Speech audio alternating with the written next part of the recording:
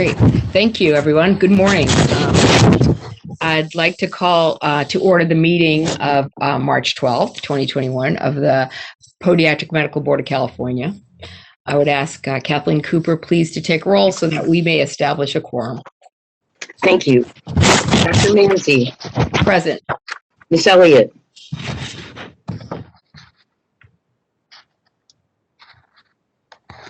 Ms. Elliott?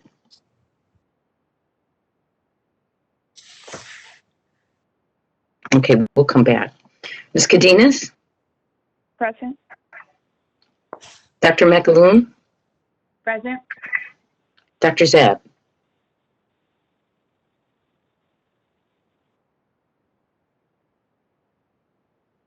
And we'll come back. Dr. Lee? Present. Okay, so we know Dr. Zab and Ms. Elliott are here. Is that right? We just have to get their confirmation. Miss Elliott's not here, but Dr. Zapp is. All right. So will she be here this meeting or just not yet? Unclear. Okay. But we should see if we can get Dr. Zapp to unmute his mic.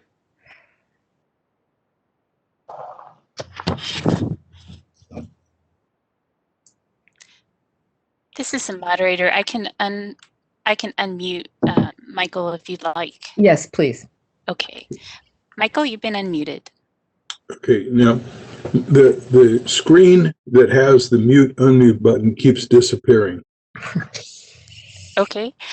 You might try clicking on the participant panel. It looks like a person next to three lines in the bottom lower right of your screen, and that will give you an additional place to mute and unmute yourself. You should see a microphone to the right of your name. Show all. Yeah, no, it's. I don't see anywhere to hit a microphone, but I'm starting WebEx with a little circle going around. Okay. So do you see the other participants of the meeting? Not anymore. Okay. That page keeps disappearing. Okay. Okay, you can see a microphone at the bottom middle of your screen.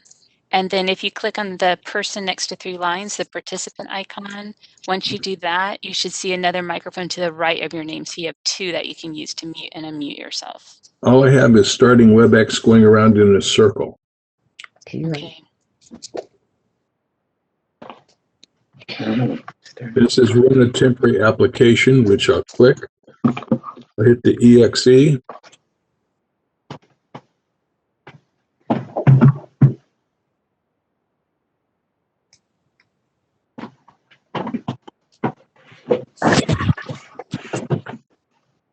You joined an event, yes, okay.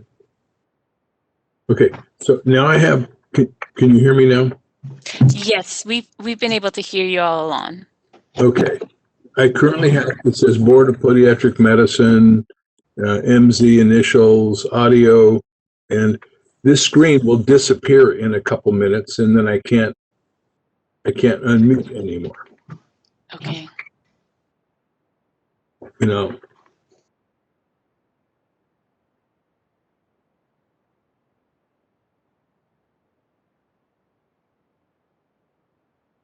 So I have an unmute button right now.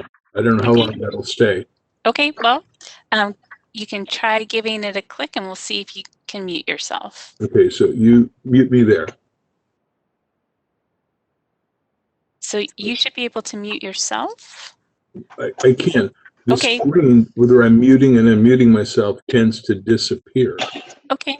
But, I can mute you for now, and then well, I can do it for now. Oh, okay.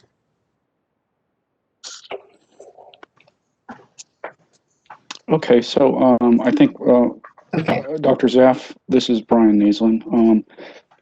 We are in the middle of doing roll call, so we just need you to acknowledge your attendance at the meeting. Present. Okay. Okay, great. Kathleen, you finishing this up? You do have a quorum, and I don't know about Darlene. Thank you. Okay.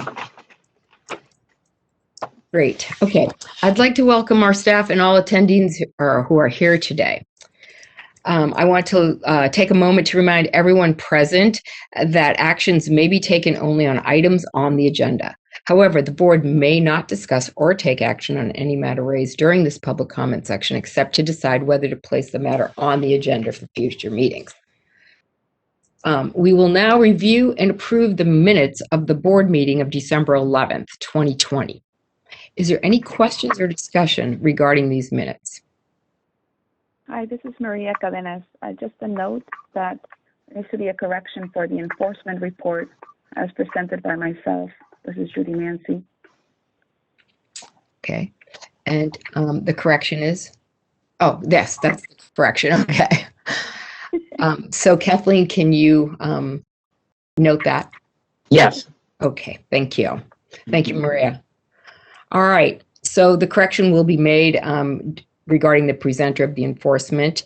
Now, do I have a move to accept these minutes?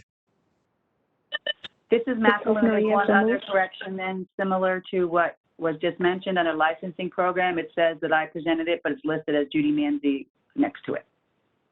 You know, I'm so sorry. We changed committee positions, and I'll make sure those are both correct.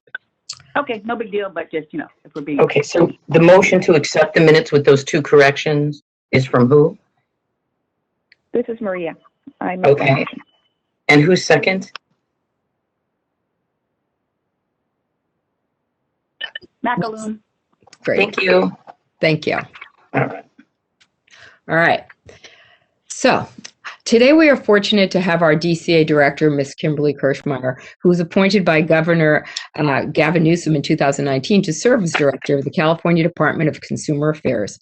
Formerly, you may all remember, she served as the executive director of the Medical Board of California, and we're really happy to have her to talk with us today. Welcome, Ms. Kirschmeyer.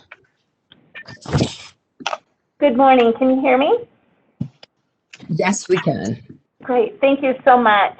Good morning, President Manzi, board members, and Mr. Knopflin. I'm Kimberly Kirkmeyer, Director of the Department of Consumer Affairs, and just thank you so much for allowing me this opportunity to provide a department update to your board today. I apologize that I've not been able to meet with all of you prior to this. However, everyone's plans have been interrupted by the COVID pandemic.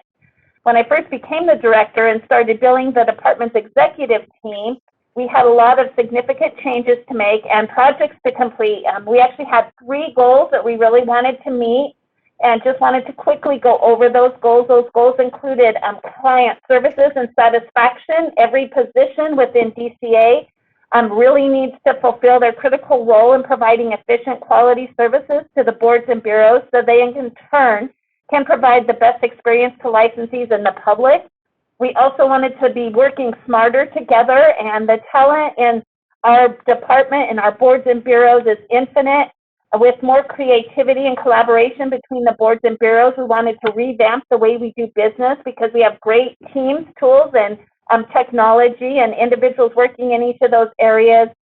And then the last thing we wanted to really look at was data transparency and action. So we really wanted to use data and technology to better inform our decision making. So action plans are developed to drive down licensing and enforcement timelines and provide measurable achievement. Unfortunately, as you all know, in March of 2020, a lot of those goals took a backseat to meeting the need to fight this pandemic and issuing waivers to ensure licensees could continue to work and meet the needs of California patients. And we've worked a lot with this board on waivers and talking about different things we need, and so really appreciate that collaboration between us and the board.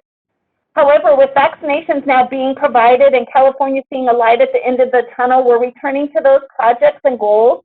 And even in the middle of COVID, actually, we were able to get 2 projects done, which I'm happy to report, and that included really working to find a method to obtain information from the FISCAL system for the boards and bureaus so they could identify their expenditures and revenue.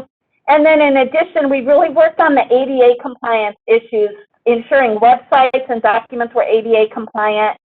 We also provided boards and bureaus with templates to make it easier to ensure their board materials were ADA compliant. And we've done that through brown bag meetings with executive officers. And so we really want to continue that. We had 3 other main goals, and those are the ones we are still working on, including continuing to reduce the time frames for processing regulations, decreasing the time frame to perform investigations, and ensuring all legislation is implemented by the boards and bureaus within the department. These are all in progress right now, and so I'm just happy to report one update to you, and is that we are currently have hired a retired annuitant who is actually experienced in investigations, and they're doing a deep dive into the Division of Investigation to find efficiencies and streamline processes with the goal of reducing investigation timelines. We look forward to her findings in the near future, and as that becomes available, we will roll that out to the boards and bureaus and let them know. We also have 2 other new exciting initiatives that we've identified for 2021 to enhance DCA services to the boards and bureaus. And the first one is an executive officer cabinet. We've actually gathered a group of board and bureau executives that maintain regular communication with the individuals. The whole purpose of this is really to provide feedback to DCA and also assist with special projects that will impact all boards and bureaus. The second is what we're calling Enlighten Licensing Project. And this work group was actually formed to utilize licensing subject matters within the entire Department of Consumer Affairs with all the boards and bureaus, bringing them all together. This group is going to help individual boards or bureaus streamline and make their licensing processes more effective and efficient by utilizing best practices, information technology, and cost-saving measures. And kind of the process we're going through is we're picking a board and they're going to walk through their process as all of these subject matter experts are listening. We've had one meeting, it's gone really well.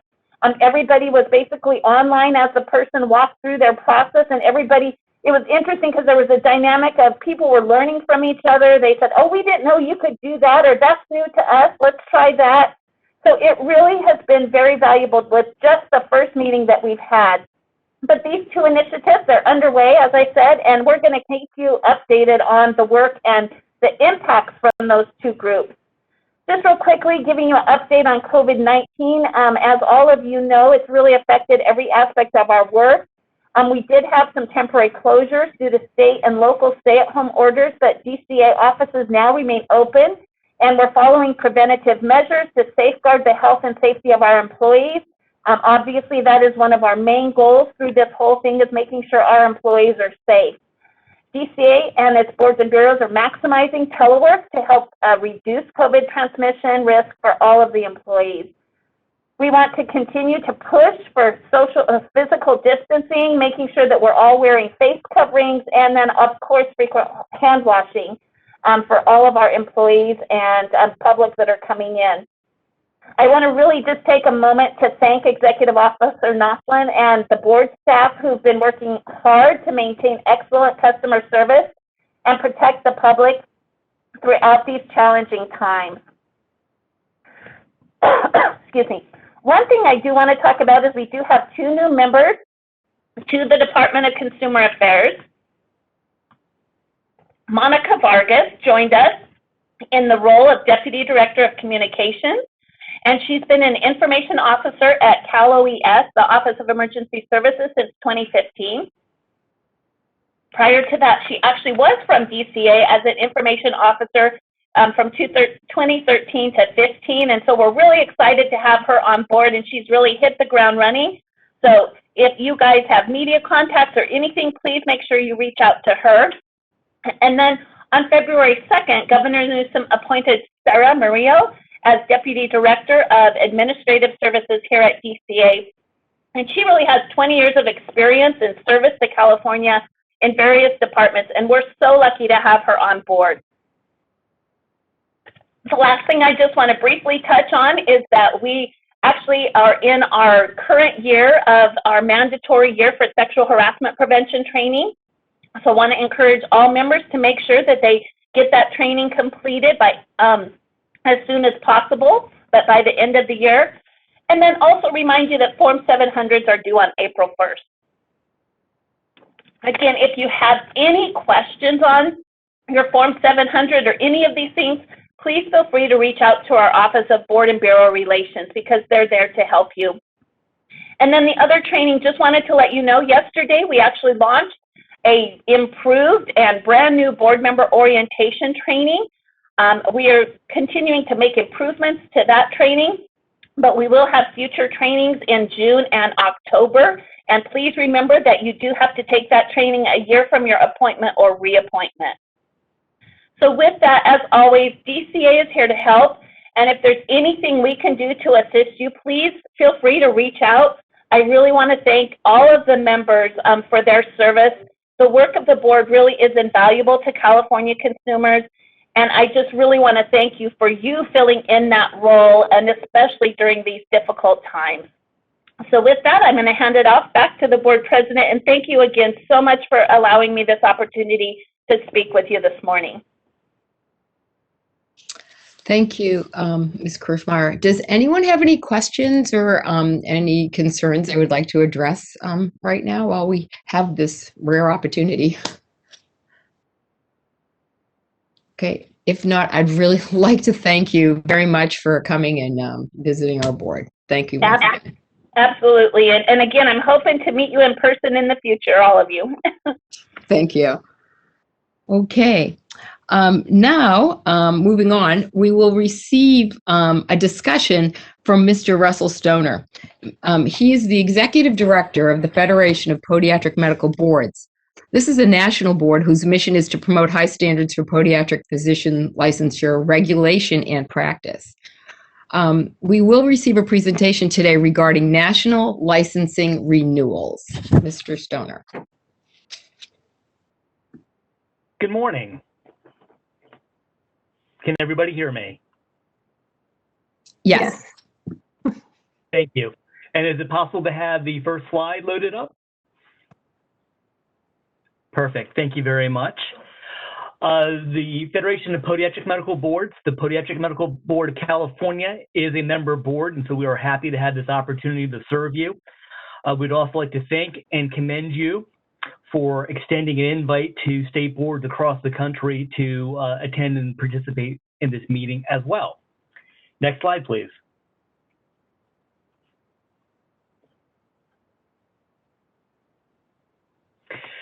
The presentation objectives are the FPMB vision and mission, the licensure renewal survey with a focus on the methodology and the responses, and occupational licensing reform. Next, please.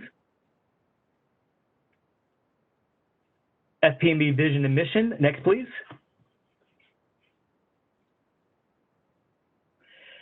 The FPMB is an empowering leader helping member boards work independently and collectively to promote and protect the public's podiatric health, safety, and welfare. Next slide, please. The mission is to be a leader in improving the quality, safety, and integrity of podiatric medical health care by promoting high standards for podiatric physician licensure, regulation, and practice. Next slide, please. In February, last month, the Podiatric Medical Board of California reached out to the Federation in requesting licensure information, focusing on licensure renewal from across the country. I'll first talk about the methodology in the next slide. So the Federation reached out to its primary contacts, its member podiatric medical boards, that is the 50 United States, District of Columbia, and Puerto Rico. The Federation also leveraged its network and its relationship with the APMA state components to cover the 50 United States, District of Columbia, and Puerto Rico as well, with the goal to ensure as many responses as possible, higher response rate. Next, please.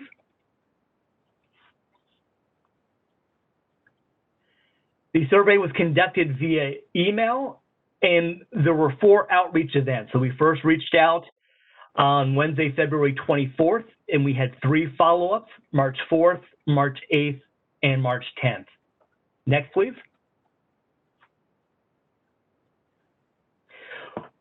The first outreach was more generalized, asking for licensure renewal information, but we did put in a focus on any states that had requirements that for renewal that were similar to or analogous to California's continuing competence pathways.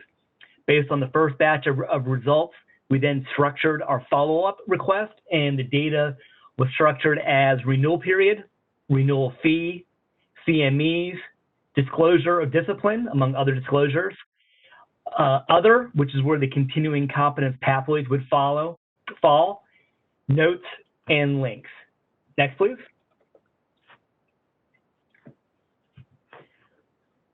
To ensure that we had quality data, the information in this report was provided by state podiatric medical boards, by staff, and from the websites, also supplemented by the APMA, American Podiatric Medical Association, state components, those are the state associations, and respondents were given a copy of how their data would be presented for their review for any corrections that were needed. Please note, as always, we are in a ever-changing environment. For most up-to-date information, always contact an individual state board directly. Next, please. So let's dive into the responses. Next slide, please.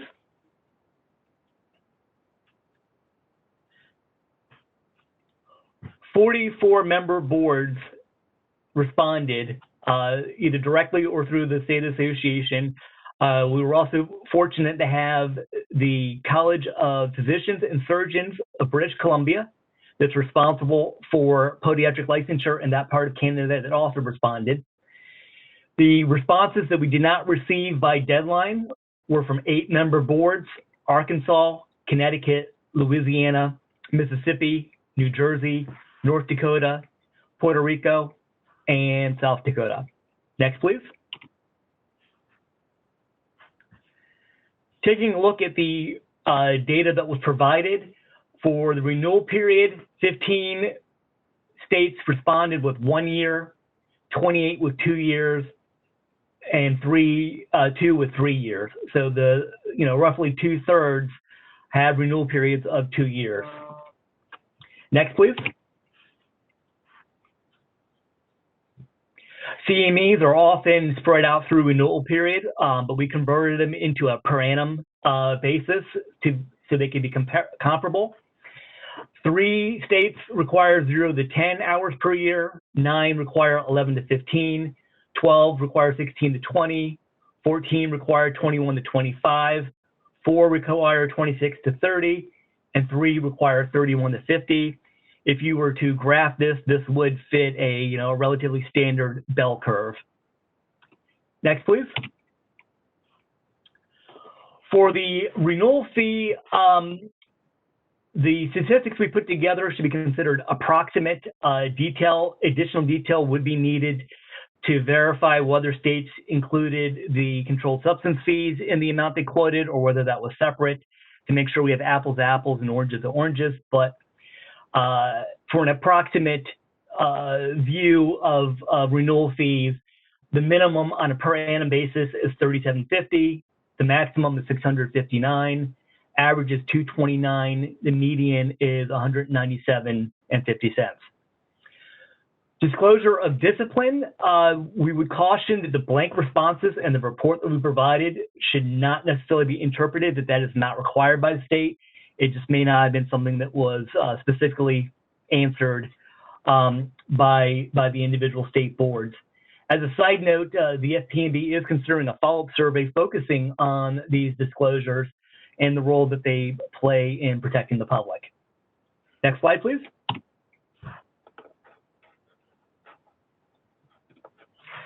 So here we get to what's unique with California and in that category of other.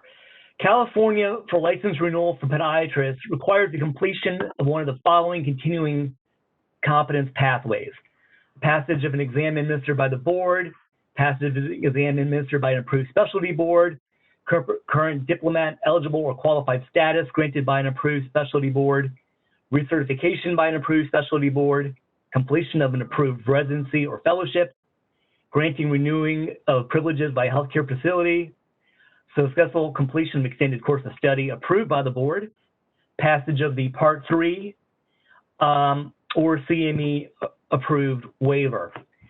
In reviewing the responses from all of the other state boards in the country, there was only one state that had anything that was even comparable, and it may be debatable on how even comparable it is. Colorado has something called continuing professional competency, and that includes completing a reflective self-assessment tool, completing the learning goals tool, accruing 10 professional development hours, and completing a board-approved assessment of knowledge and skill once every 5 years. Next, please. Occupational licensing reform. Go to the next slide. Whenever licensure or relicensure requirements are being reviewed and evaluated, and particularly when doing comparisons and contrasts across the country, it is always recommended to look at those requirements through the lens of occupational licensing reform. Ms. Christine S. Wilson, the commissioner of the Federal Trade Commission in June of 2020, had a report, Occupational Licensing in Healthcare, and she stated, states have a valid interest in ensuring that the medical professionals who serve their citizens are competent, in good standing, and up to date on their continuing medical education. Ideally, any restrictions would be narrowly tailored to permit competition to the fullest extent possible, while honoring the state's legitimate goals of protecting residents from malpractice. Next slide, please.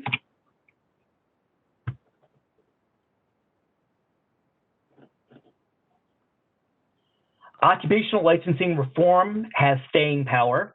It spans the most recent 3 presidential administrations. With the Obama administration, there was the occupational licensing, a framework for policymakers.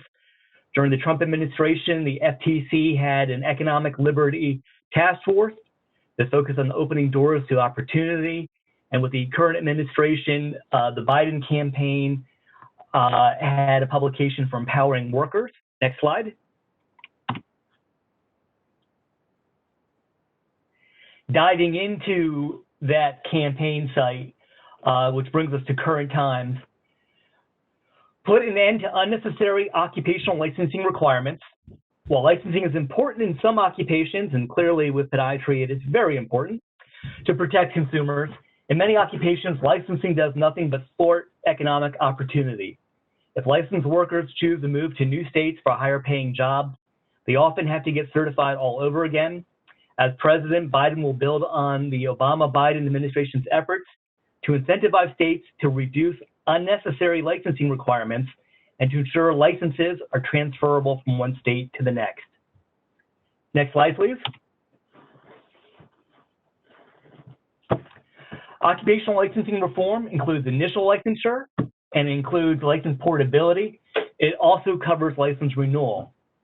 And again, to reiterate, license requirements should be evaluated within an occupational licensing reform framework while ensuring that the public continues to be protected. And in that public protection, the missions of the Federation of Podiatric Medical Boards and the Podiatric Medical Board of California intersects the most. Next slide.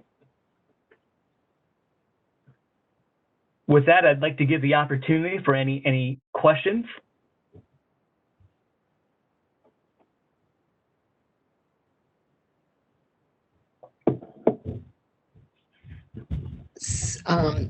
So Russ, thank you. That was really great. So to reiterate this, California is the only state that has this additional burden for relicensure, not licensing, but relicensing, correct? Except for that exception that you brought up from Colorado. Yeah, Colorado would be the closest, but it's debatable on how even comparable they are. Right. In the amount of burden. Okay. Does anybody else have any questions regarding this?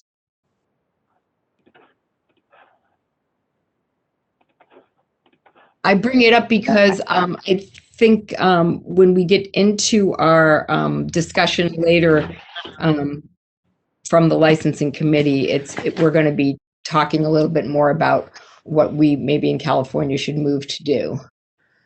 So this would be a good. Hi, Judy, it's Carolyn. Yes. So the backstory for doing this review and getting this information, which I have to also admit was very thorough and very educational, and I appreciated it very much. I learned a lot from that presentation, actually, that I didn't know. So that was very helpful. Thank you. Have there been issues? I guess the background is, are there complaints or just issues where people wanted to be licensed in California, significant numbers, where this was an obstacle to them? Is that where this is there a backstory to that piece? Good question. There has been a couple questions about renewal of licensing and those the additional burden of continuing competency. One of my problems was going through Sunset Review, was looking at all our documents and making sure they're all in order and streamlining this. Is that there's a few things on that list that are obsolete and we can't even offer. So we have to clean up the language no matter what. We don't order that. Right, we don't have the exam anymore. We don't have the exam. Plus, there's the whole question about all this board certification and how you can get board certified. You know, board certification is a voluntary thing. You don't have to be to be licensed in the state of California, or to be licensed for even an MD or a DO degree. Board certification is never a requirement, and board certification, isn't really a disciplinary tool or necessarily. So it's sort of like if you lost your license over something or did something, I don't know, no one's going to take your board certification away from you. But the problem is you have to keep recertifying on these boards, whether you continue to do surgery or don't continue to do surgery.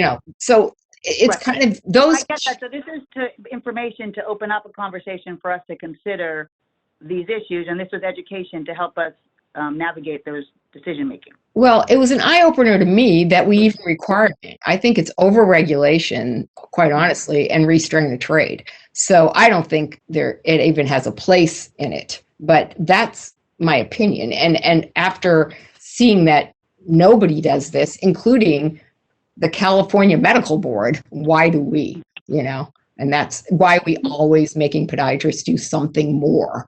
It's just, I don't think it really helps anybody or protects anybody, quite frankly. Judy, understood. Thank you very much for that explanation. I have a follow-up kind of question around that end. I really appreciate the work that went into getting the survey data. My question is, do we see any correlation or impact, and that is statistically significant, I would say, in the consumer complaints in California versus other states? That is, does the extended oversight and renewals impact the quality of care for consumers at all, or is there no really significant statistic that can corroborate why this regulation is in place? It's a good question, and we looked into that, and these things were placed back in the 90s, and we believe that, there was a concern that, hey, maybe this will help with complaints. But you have to remember that back in the 90s, if you wanted a complaint, you had to write a letter to the board had to respond to your letter. It was a different process. Now, all you do is go online and register your complaint. So I don't know that, I don't know that you could be able to tell that unless you now took away this continued competency path and then compared it later.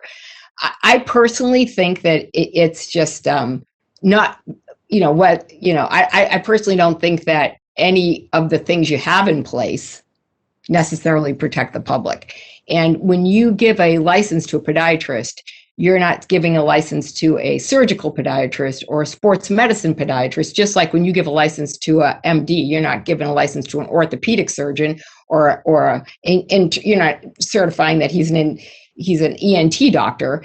You're letting him have his license, and therefore you're renewing his license, and that's what you're doing. And so I don't see where this is, I don't see where it has its place, quite honestly, in relicensing. This is renewing a license. It's very hard to get a license in California. It's not an easy thing. You can go down the list of what you have to do to get one. So with that being said, I don't understand why we have to put this extra burden on the practicing podiatrists in California who are willing to make their, that do their CMEs and make their statement regarding, their good standing in the community. And why, I suspect that's in the 90s, we did actually look back and see where this was put into place. And that's when it was put into place, to see if it would decrease the amount of complaints to the board. I know this is a comparison to other states, but within California, how does the renewal compare to, say, other medical providers, and these compared to podiatrists, for example? Right. Yes, all they do is do CMEs and pay their licensing fees, and they make a disclosure about their what's it called? Disciplinary disclosure, and that's what they do. That's it. Just like all the other states for a license renewal. I don't know why podiatrists are held to a different standard. I don't think they should be. I have a question.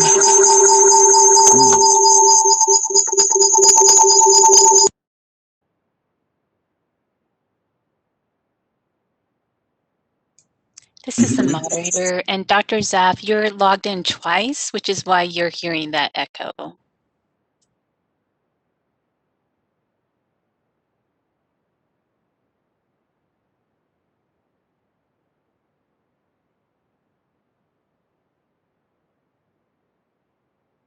Can I ask our moderator to maybe unmute him so that he can speak? I think that he's having difficulty doing that. And now he's only logged in once, so.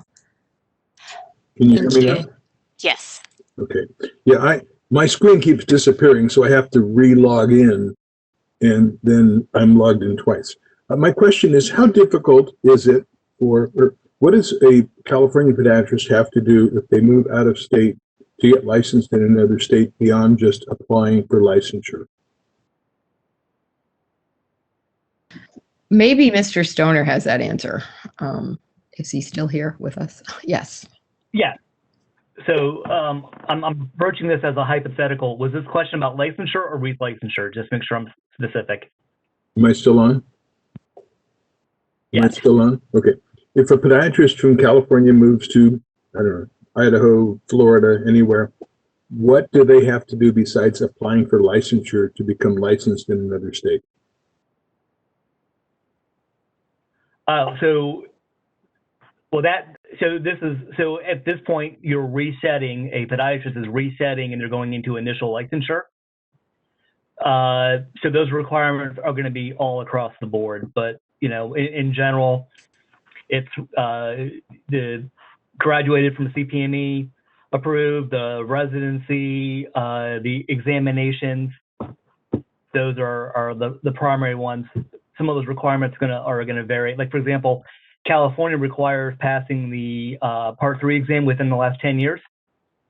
So all states other than Minnesota and New Jersey, from the top of my mind, require the Part 3, but I believe that California is the only one that requires that it had been passed in the last 10 years. So if we practice, so it's a very expansive response. If we practice in California, we probably meet every state's licensing requirement. So we just have to apply and send our paperwork in. Yes, that would be my expectation.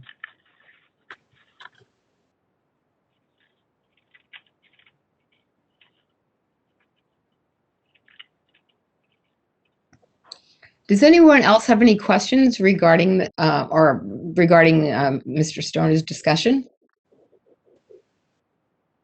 Thank you for your presentation, by the way. Oh, my pleasure. Thank you. This is Brian Naslin, the Executive Officer. Dr. Manzi, can you open it up for public comment? Maybe there are some public members that would like to comment on this now, on this discussion. Is there any public member or participant right now that would like to comment on this? Thank you, Madam Board President. This is the moderator. I have opened up the question and answer panel. If any member of the public would like to make a comment, please type "I would like to make a comment" using the field in the lower right-hand corner of your screen and send it to all panelists. We are displaying instructions for your reference, and we'll give you a moment.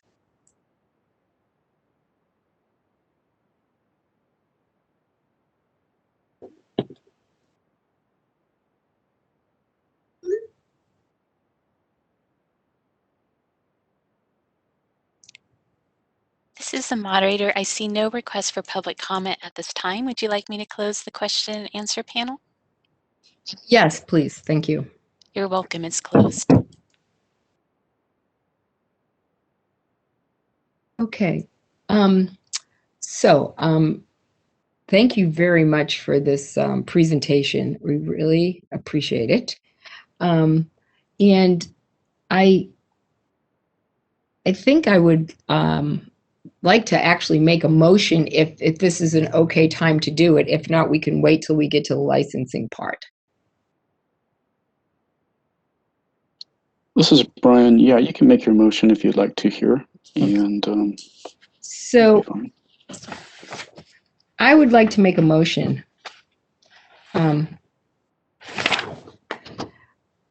so we can all work smarter together, as Ms. Kirschmeyer told us we were striving to do. In an effort to bring into conformity with licensing renewals in other states, as well as licensing renewal requirements of the Medical Board of California, I would like to make the following motion. I so move that permanent licensing renewal for doctors of podiatric medicine in the state of California requirement be the following. 1, continuing medical education of 50 hours of CME during the last licensing period. 2, conviction disclosure questions be completed. 3, all fees be paid. Do I have any discussion on this motion?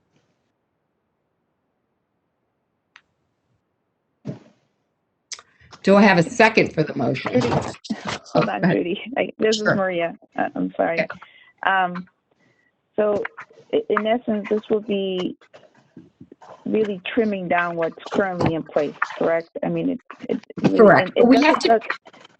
We have to trim down it anyways because half of those things don't apply anymore.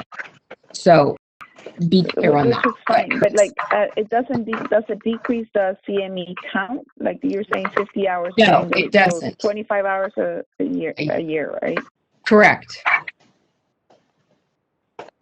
So it basically brings it down to upkeeping with their hours and then the renewal fee and what was the third one? I'm sorry. It's a conviction disclosure questionnaire that we have to attest to, just like the other medical boards do. It's to assure that the California Medical Board. Right. Okay. I would like to hear from the other providers on the board, if possible, on their thoughts on this. I know without I'm the only other one who's from the public service on the board at this meeting, so I just my concern is just ensuring that we care for. I agree. Michael Zapp, can you hear me? Yes. Okay, so I'll second that motion. One of the reasons for doing this is I just talked to a podiatrist who about 8 years ago retired from practice, is just doing house calls now. So she's no longer on staff of a hospital. She's visiting podiatrists, patients in their home, and she'll do her continuing education, but there's no need for her to really continue paying for fellowship dues, and there's no need for her to continue paying for hospital dues. So I can see how this requirement that we have for continuing competence, she'd have no way to meet it. So if she had to renew her license after a 10-year period, she'd be out in the cold. So I think there is some merit to this argument. Thank you. This is McAloon. The other thing I was reflecting on is over the last 2 years serving on this board and reviewing the cases that we review, circling back to protecting the public.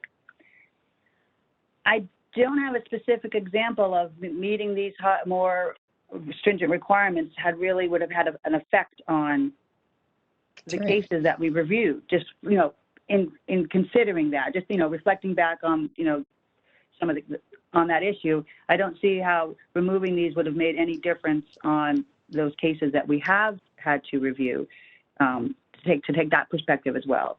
So I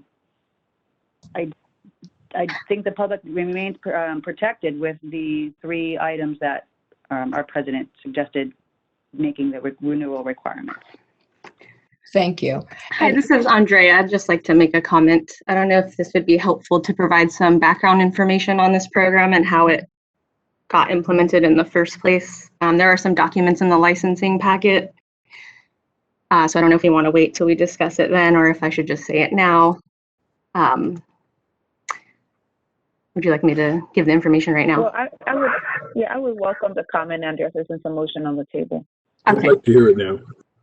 Okay, so through some background information and past sunset documents from 2001, 2011, and then a background paper in 2012, the information that I found discussed that the continuing competence requirement was first enacted in '98 at PMBC's recommendation during the first sunset review.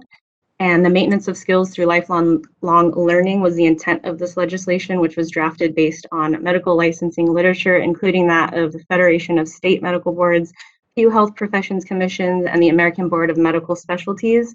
At that time, there were only 7 peer-reviewed based pathways for relicensure, and licensees who had been licensed for more than 10 years, had no peer-reviewed health facility privileges, were not board certified, had to either take PMBC's licensing exam, complete a special training course sponsored by an approved school under BPC 2496G. PMBC had approved such a program sponsored by the California School of Podiatric Medicine in conjunction with the California Podiatric Medical Association. However, administrative transitions in both of those institutions had hampered the program's development. In 2002, during the board's second sunset review, the continuing competence requirement was refined and tightened up by SB 1955, which amended BPC 2496 to provide that upon renewing a license, the DPM may show continued competency in practice by passing within the past 10 years Part 3 of the exam administered by the National Board of Podiatric Medicine. This change eased compliance for older licensees who were neither hospital privileged nor board certified. And then in 2012, the data as of then, that since the implementation of the continuing competence program in 1999, there had been a steady longitudinal decline in complaints of more than 50%. In fiscal year 2010, 2011, the 90 complaints received were an all-time low for PMBC, and the board attributed that steady decline to the success of the continuing competence program. That was the last sunset review until 2015. Okay, so to speak to that, I also would like to point out that in 1999, when they decided they needed to put this into to the act or whatever, that once again it was because there were very few pathways of peer review. So now we have fast forward. We're in 2020. I agree with Dr. McAloon. Just about every single case we have reviewed at the board, none of these competency pathways would have deterred it, in my opinion. The majority of these complaints we still get time and time again is always because of, bad record keeping. And anyways, it goes on and on. So I think that in an effort into conformity with licensing renewal in other states, as well as the licensing renewal of the Medical Board of California, I feel that this motion has some merit. Judy, Hi, this is Daniel Lee. You. Yes, that's okay. Okay, Daniel, what do you think? Hi, this is Daniel Lee. I agree the way it was presented by Madam President and the statements. I think there's very strong merit with that 10-year evaluation, and I can go back even to that time and see that that's valid at this point. And the language that we currently have, I think it's needs to be updated, and the way you stated, I think is proper. So I second that. Thank you. Okay, go ahead, Maria. I hear everything, and I'm all for ways that that ensure the care of the public and facilitate the practice of the field. But the information that Andrea just pointed out led to a decrease in cases. And I, not knowing the case and complaints from other states, I feel like I'm trying to compare oranges. It's not reflective of a consumer protection priority other than alignment of the policy. So I feel like I need a little bit of data on the complaint volume from other states who have a lesser degree of oversight and or, I'm not in favor of just aligning to other levels of right, and I protection appreciate of care without the data. Right, and I appreciate that, but this is total overregulation. I'm telling, in my opinion, and it's actually discriminatory, in my opinion, against this degree, and I take offense to that. Not only personally, but I do not believe that. It's hard for me to explain how, if you go back to 1999 and look at what podiatrists were practicing in the state and what those podiatrists did, the ones that were looking for licensing renewal, and what those podiatrists were doing in order to practice in the state at that time, and what was available to them. For podiatrists now, and really since the late 1990s, to get a license in California, so it's like 20 years, you have to have a lot to get a license. It's a much more difficult situation with your residency requirements. Not to mention CMEs. CMEs used to be, oh yeah, you can get a CME and go on a Hawaiian cruise. You can't do that anymore. You have to sit in a classroom. You have to take the CMEs. You're held very accountable for what you're doing.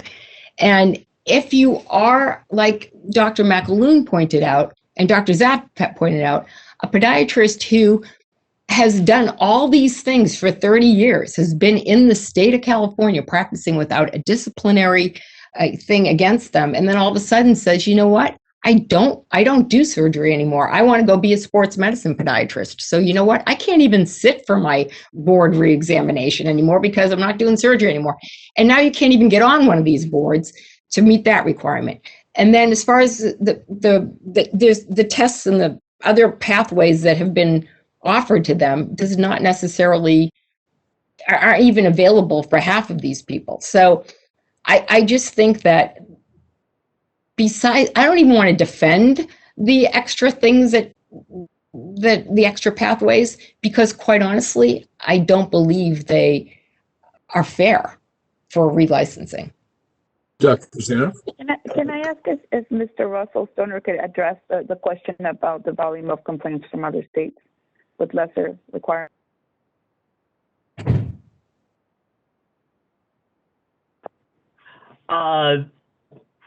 It'd be hard to quantify it. One of the biggest challenges of this is from a statistical analysis perspective, you really don't have a control group. It's, for the most part, the entire country, at least those that responded, and California. For the rest of the country, the disciplinary actions will vary dramatically across states, and that still holds true on a per capita basis. So, for example, smaller states like Arkansas, it may be years. There are states that we go to maintain our disciplinary database, and it will have been years since the last action. Other states are very proactive in their discipline, like the state of Ohio. Our current board president is on the Ohio State Medical Board that includes podiatry. So the ability to get statistical analysis from that would be very difficult, because it's going to range from minimal to probably more active than California, yet they all share the same categorization of not having these additional license or renewal requirements. But, and also, Maria, the decline in complaints, was it causation or correlation from the extra requirements from California? did it go down due to improvements in podiatric medical education and the extra requirements now for the residency duration that people have to do to get a license in California? I personally say yes. That's what's improved our decrease in complaints. Because once again, what Dr. McAloon was saying, the complaints don't necessarily follow, oh, you would be protected because you had been on such and such you've got a board certification from somebody.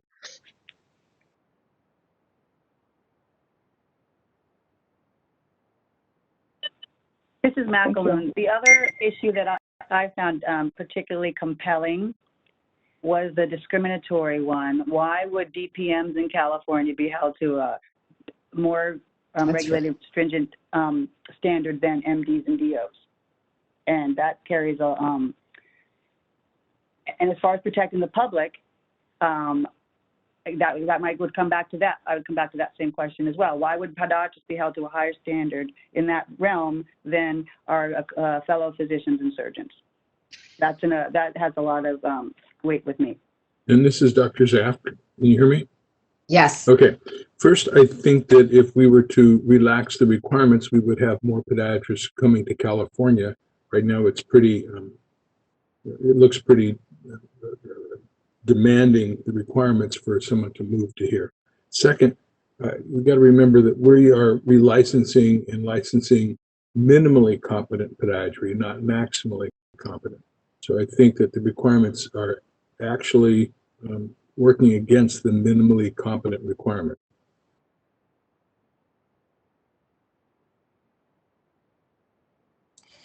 Hi, this is Lee. Just to add a comment to the discussion, I always view that the licensing given by our state and by our board valued so much more than whatever nationally can be given to us. So in regards to the old criteria, I always felt that we were subjugates to whatever national boards had in order for us to value our California license. I view it in a different way. I view it that our California licensing has so much more value. We don't have to be subjugate to some national board that we have to use that as a condition, quote unquote, for us to provide the licensing, and telling us that that has to be met before we can do something in our state. I don't agree with that. I think we should keep our California license as a higher value and not be subjugate to some national boards that are telling us that this person can practice in our state. Just my comments. Thank you.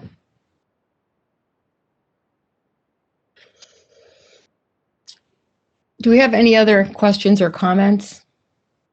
Dr. Manzi? Yes. This is Russ with the Federation. This is really quick and dirty data analysis from our disciplinary database, looking at actions from January 1, 2015 to present. There are some, the counts can get thrown off a little bit based on whether states do multiple actions that follow up over time, so it can skew. But I would say that California is in probably the top 5 states for actions, for volume of actions. Now, again, that there's a per capita basis on that, but to give you some ones that are comparable to like Illinois, New York, Michigan, Ohio, Florida, Pennsylvania, and Texas. Mm-hmm. They're also fairly large states as well. Okay. California does not appear to have lower disciplinary actions compared to states like DC, Michigan, Nevada, New Hampshire, New Mexico, Washington, Wyoming, Utah, South Carolina, North Carolina, Mississippi, Idaho, Kentucky, Delaware, Minnesota, Maine, Rhode Island, Nebraska, Maryland, Kansas, Iowa, etc. Right. So that's a good point. But again, it goes back to how each state approaches discipline will make a difference, and so I don't think it can be statistically determined compared to other states on just those numbers, unfortunately. Right. Thank you. You're welcome. Okay, so is there any other comments regarding this? And this is Brian Nason again. And since you have a second, I believe it came from Dr. Zaff. Okay. Could you open it up to public comment on the motion? Brett, right. And I will read the motion again. I so move that the permanent license renewal for doctors of podiatric medicine requirement be the completion of the following. 1, continuing medical education of 50 hours of CME during your last licensing period. 2, that you successfully fill out your conviction disclosure question be completed. And 3, your fees be paid. So I would like to open this up for public comment now. Thank you, Madam Board President. I will go ahead and open up the question and answer panel. If you would like to make a comment, please type "I would like to make a comment" using the field in the lower right-hand corner of your screen and send it to all panelists. We are displaying instructions for your reference.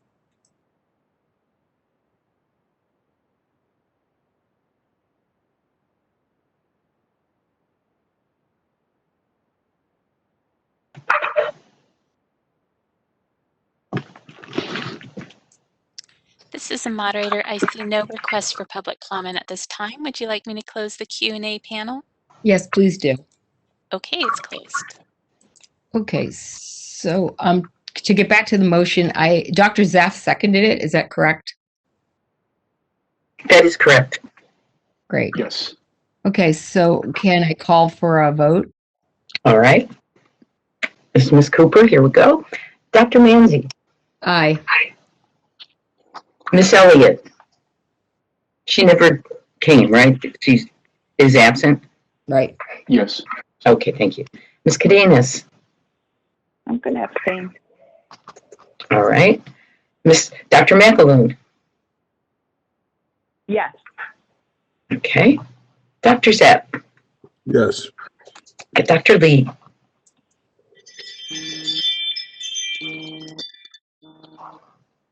Dr. Lee, Daniel Lee. Yes. Thank you. So that motion passes 4, 1 abstention, 1 absence. Great. Thank you very much. Thank you. Next, we're going to go on to, hold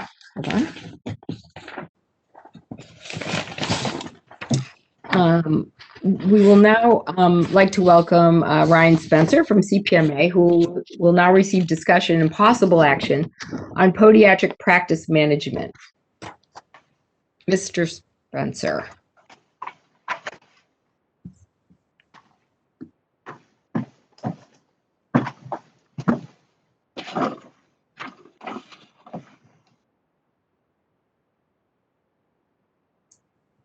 This is a moderator. I can unmute Mr. Spencer.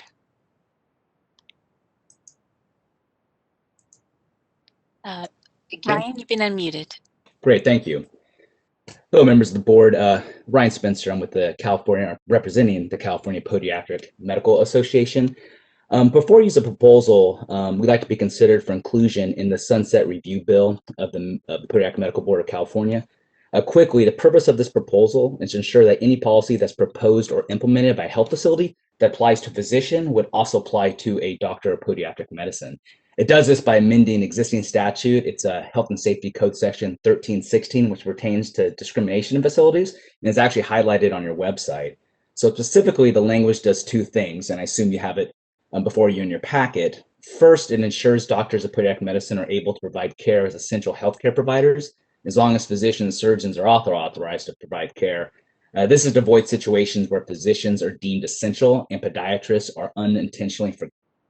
This may seem obvious, but when CDPH didn't list DPMs last year when they started to allow essential healthcare providers to provide care in the pandemic, it did cause some confusion. Can they practice, not practice, etc.? So it would simply clarify that. Second, it also clarifies, or in some cases requires, that whenever a policy unrelated to the provider's actual scope of practice is adopted or implemented in a facility, and that policy applies to physicians and surgeons, it should also apply to a doctor of podiatric medicine.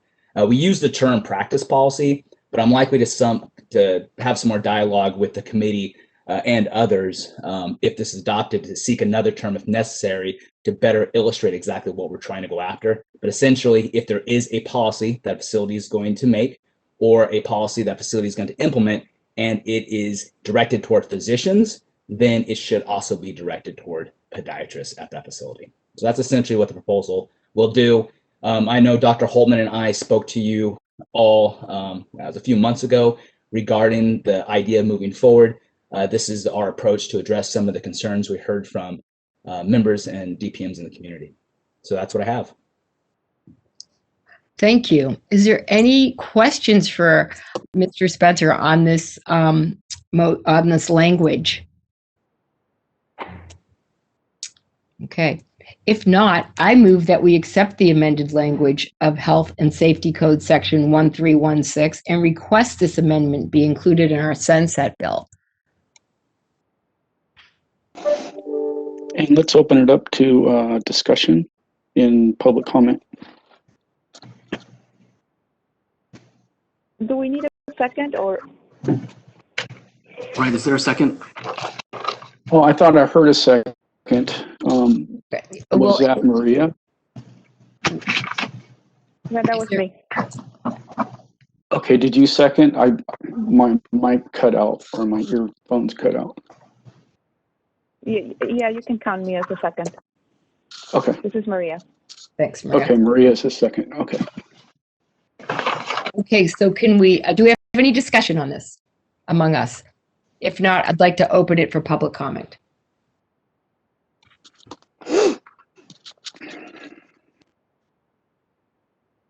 Thank you, Madam President. I will go ahead and open up the Q&A panel. All right, the Q&A panel is now available. If anyone would like to make a comment, please type "I would like to make a comment" using the field in the lower right-hand corner of your screen and submit it to all panelists. We are displaying instructions for your reference.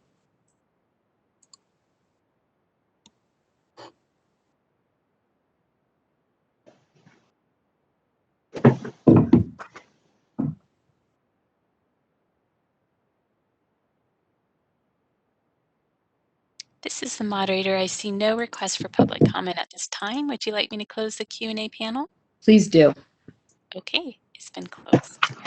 So, Kathy, we have a motion to amend the language of Health and Safety Code 1316 and request this amendment be included in our sunset bill, and has been seconded by Ms. Cardenas. Can we now take a vote? Yes. Okay, Dr. Manzi, Aye. Ms. Cardenas, Aye. Dr. McAloon, Dr. Zapp. Aye from Aye. Jacqueline is aye. Okay, and Dr. Lee. Aye. Okay, so that is unanimous 5-0, 1 absent vote. Passes. Excellent. Thank you, everyone. Thank you, Ryan. Okay, moving right along. We will now receive discussion and possible action from Mr. Joseph Chin, Podiatric Medical Board's legal counsel regarding out-of-state telemedicine. Yes, hi, good morning. So I looked into Dr. Zapp's question as to whether a California DPM may reside or be physically located out of the state of California, yet still serve California consumers or patients. I know it was interesting to do this research because prior to the beginning of January 1, 2020, there was what seemed to be a more robust statutory framework governing this practice of telehealth or telemedicine. That has since been repealed and been replaced by a more general statute. It can be found at Business and Professions Code 2290.5. And it's 2290.5 just lays out in more general terms what is required to do that. And it frankly is not much, rather than providing written or verbal consent and documenting that consent with the patient as to the whether that would be an acceptable mode of delivering that particular healthcare service. And this is not specific to DPMs. This is just across the board. And the standard of care is not altered because of the telehealth communication or treatment. I looked into this further and to see whether or not specific healing arts practice acts spoke more specifically on this area of telehealth. And there are 2 boards that have carved out their own more specific guidelines as to what's required for telehealth, and that's the Osteopathic Medical Board and the MBBS Board for Behavioral Sciences. But the rest of the healing arts boards do not speak specifically as to telehealth, and so I consulted with board counsel for Medical Board of California, Carrie Webb, and she's confirmed that there, for MBC, there is no distinguishment between where the practitioner is physically located, or as the statute calls it, the distant site, as a defined term. A distant site just means a site where a healthcare provider who provides healthcare services is located while providing these services via a telecommunications system. And so for California, there is a DPM may practice while being physically located out of state at the distant site and still provide healthcare services to those patients in the originating site, which is a defined term within California. The important thing to know here is the notice requirements to the patient of the telehealth treatment being given, and that the standard of care is not altered. So with that, if I'm available to field any questions. So, I have a comment, and I don't know if this applies or not, but so I do a lot of telehealth medicine via Kaiser. And so we do a lot of video visits and telephone visits. And yesterday I did a video visit with a Kaiser member who was in Chicago. So, I mean, I think that, is it different if in fact she gets her health insurance through a California, since she's insured by this Northern California Kaiser, I guess that is I don't know, not really telemedicine, right? You're talking about if in fact I am taking Blue Cross Blue Shield as my payment for being the telemedicine provider, but I'm in California and their Blue Cross Blue Shield provider is maybe giving them their coverage in Colorado.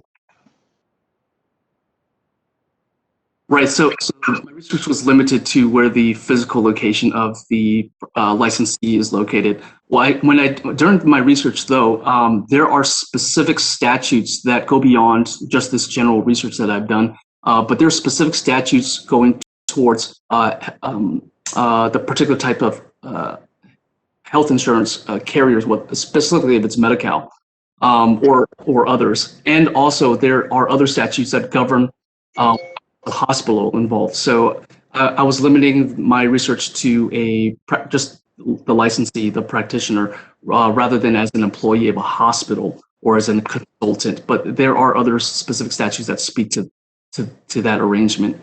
Right. So I'd be more curious about like how the reimbursement thing would work, because, I don't know if, your healthcare coverage or whatever would, so you're talking about more or less, I'm licensed in California, but I can give advice in another state. Correct. And Dr. Zaff, please correct me. My original question would be, if I move to Idaho and continue to care for patients remotely, and I'm doing things that are unethical, what kind of control do we have over that podiatrist? Well, wait a second, Mike, though. Are you assuming that you moved to Idaho, but you're still licensed in the state of California? So licensed California, I kept my insurance contracts until they kick me off, and some may not care, and I'm still trading patients. Correct. So your license would still be subject to discipline by this board. It doesn't matter where the licensee is located. The standard of care remains the same. The board has jurisdiction over the license, and California, the state of California has jurisdiction over the person, the body of the person, because he has what we call minimum contacts with the state of California So what if I renew my license and they see that I'm living in Idaho? Will the board just automatically renew my license? Right. So, good question. I haven't seen anything in the Practice Act itself that prohibits you from doing that. Right, because Mike, I've been licensed before in more than one state. You can go get as many licenses as you want. Actively licensed? Okay. Yeah, you can. As long as you keep paying your fees, you can be actively licensed. So you can just telehealth into all those states? Or I guess even others, right? I mean, that's my question, I guess, is like, where is this going? And, Russ can maybe talk more about this because where it's going. I mean, I don't know where it's at now, but it's going somewhere.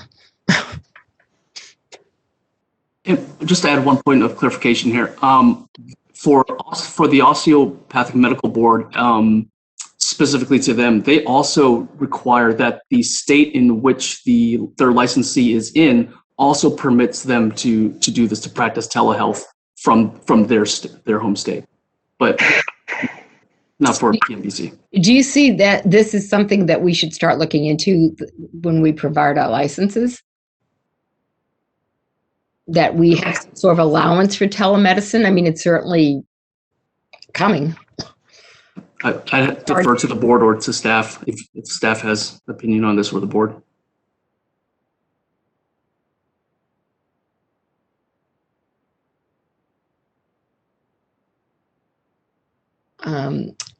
I don't know. I think that we maybe the licensing committee can look into trends across the United States and licensing and handle licensing of telemedicine. How's that sound?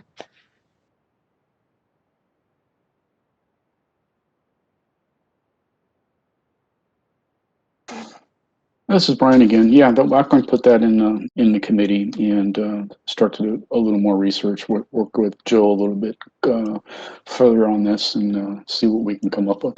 Because I know the Federation of Medical Boards, why reinvent the wheel, has already done a lot of, posturing about this, and probably has some information about it that Russ could actually share with us if we needed his help with this. Okay.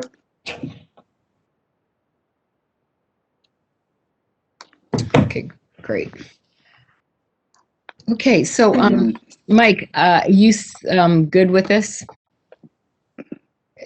Yeah, it's more theoretical than real, but they're envisioning somebody in another state writing for narcotics or something that they shouldn't be doing, and doing it through telemedicine. But they're really cracking down on such medications, so it's harder and harder to prescribe them. So, yeah, that's true. Yeah, but I think even coming down the road, what we're seeing more is like you could start a business, a completely telemedicine business on, second opinions. Someone suggest you went to a podiatrist or an orthopedist and they want to do a certain procedure on you, and you kind of just want a second opinion. So you could go on my website and download all your X-rays and show me your feet, and I'll give you my second opinion on it. And then I've got a business going. So the question is, do I do that business from, Los Gatos, California, or can I do it from my dream home in France? I don't know. Well, no. Okay. And somewhere else in the United States. I don't really know. But or France. But my point being that this is coming. It's definitely coming. It's already here, actually. And I don't know anything about reimbursement or a liability or the logistics of it. So or how can you advertise this nationwide? What are the rules? Do some states let you? Do some states not? I think all this would be a great education to have. So why don't we put the licensing committee in charge of gathering some information from whatever resources we can find. Okay? Great. All right. All right. Mr. Chin, thank you so much. That was great. Just a question. Do we have to do a public comment on this agenda item? I don't know. Yes, yes. All right. Okay. So can we open this for public comment, please? Thank you, Madam President. I have opened up the Q&A panel. We are displaying instructions for your reference.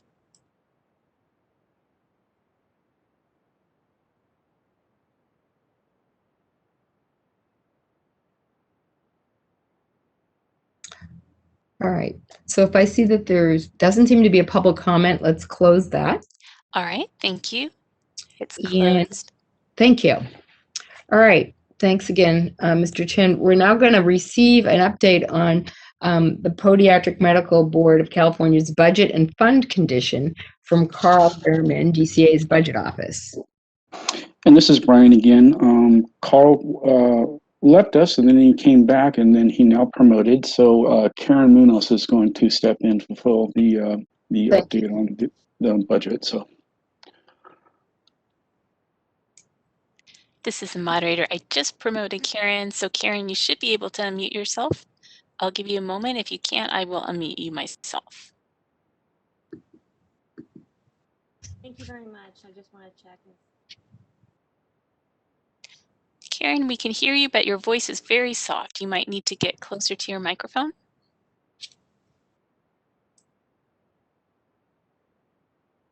Thank you. I'll go and hopefully this works.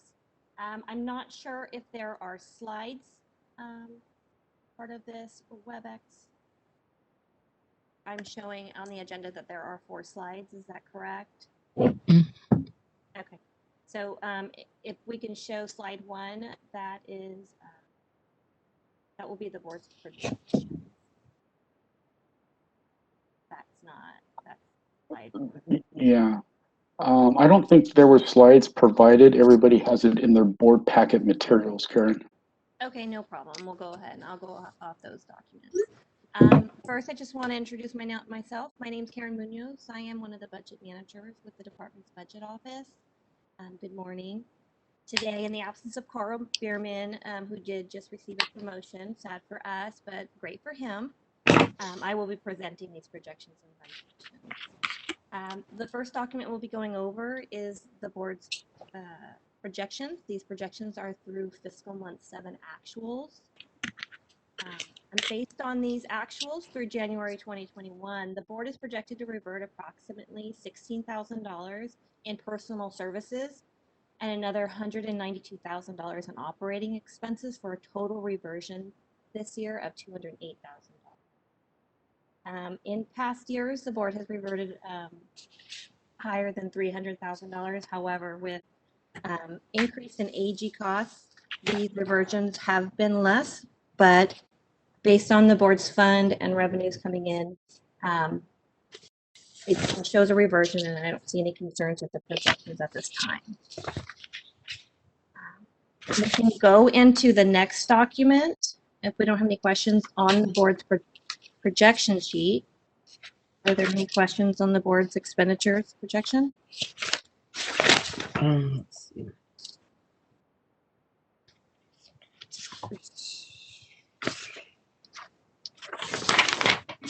The next document is the board's revenue.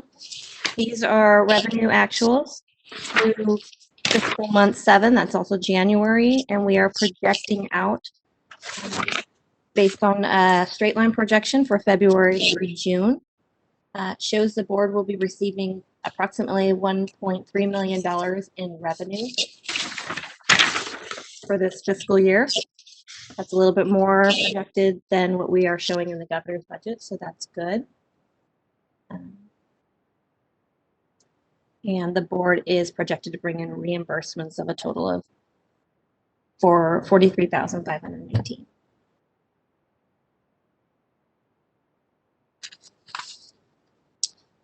We don't have any questions on that. We can move on to the board's fund condition statement.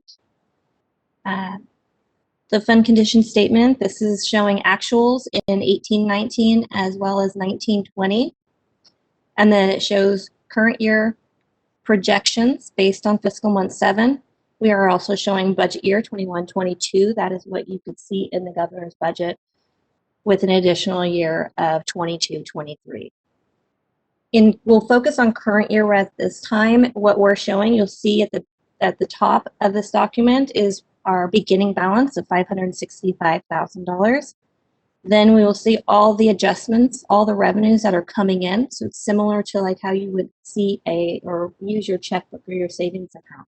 You start with your balance, all the money that's coming in, that's your revenue of $1.3 million, which gives you a total resource of $1.9 million. And then the second page is all the expenditures that will be coming out for this current year, this fiscal year. And that shows your program expenditures of 1.3. And then the supplemental pension payments and statewide pro ratas, those are adjustments that actually hit directly to the fund for a total of expenditures out of 1.395. So close to $1.4 million. This gives your fund a balance of 513, which will begin your balance of next budget year of $513,000.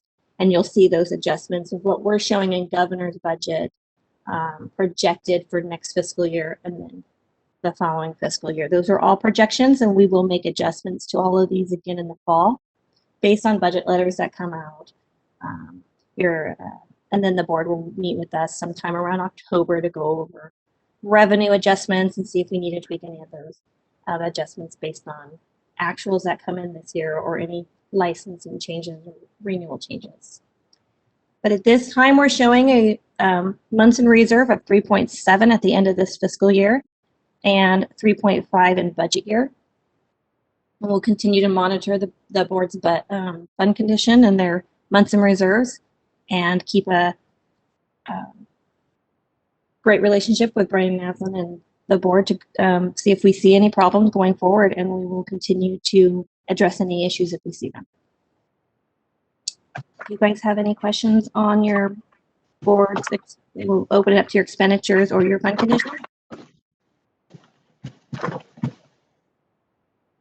Is this inclusive of the increase in fees? Yes, the current year does show the changes in fees, yes. Was there, due to the coronavirus, was there like a decrease in salaries to our staff? Yes, in current year, based on the pandemic, there was a 9.23% reduction in personal services, so in their salaries. So that does show in your expenditures. So if we hadn't already opened up or updated your expenditures of what we're projecting to spend, in the governor's budget, you'll see an actual number, and that does reflect the 9.23% decrease in salaries for those staff. Will staff ever get to recoup any of that money? It's unfortunate. It's recouped due. So the PLP planner, that personal leave plan, the way that staff are recouping this salary is not that they'll be paid back this money, but every staff who receives 2 personal leave days on the books every month. Mm-hmm. So that's the way that they are recouping. Got to compensate, right? Their way. I'm sorry. That's their way of compensating, is letting have days. Well, okay, thanks. I feel bad that ever had to happen. But. I do too. Believe me, we're all impacted. So it's the same when we were furloughed back in 2010 and prior to that. When we get furloughed or reduction in our salaries, it's always recouped by giving us 2-3 days on the books every month that we can use. Okay. Well, thank you very much. Anybody have any questions here? I guess my only question, Judy, is that if we look at the trends from the budget in terms of the money the months in reserve, we were able to, like, through the fees increase, create some stability. But if we look at the 2022-23, we're still going down. Yeah. So I think we're going to be back in the dance of funding and what it takes to run the board. So I just want to call that out. I can quickly address that also. In budget year and budget year plus one, when you see that, those are usually projected. So your budget, so in the 1111 program expenditures line, current year shows 1.3, budget year shows 1.5, and same with budget year plus one. That 1.5 is the actual budget, full budget. And when we go into reversions, the natural reversions of podiatry that the board actually sees every fiscal year, those numbers will decrease and your months in reserves will increase based on that. So if as long as you are bringing in more revenue or less or just the same revenue as expenditures out, then those months in reserves will not decrease. But because in budget year and budget year plus one, we cannot project any reversions at those times, we always project a full budget. Historically, though, the board has reverted.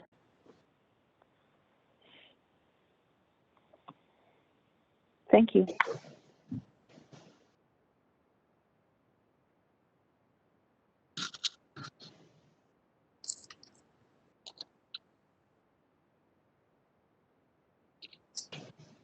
Okay, if there's no more questions, Dr. Manzi, can you open it up for public comment?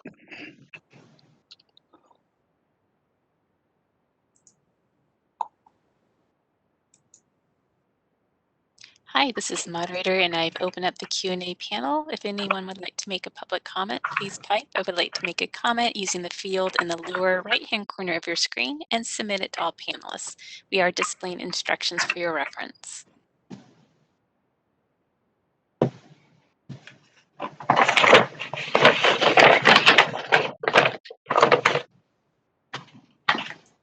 All right, I see no request for public comment at this time. I will go ahead and close the Q&A panel.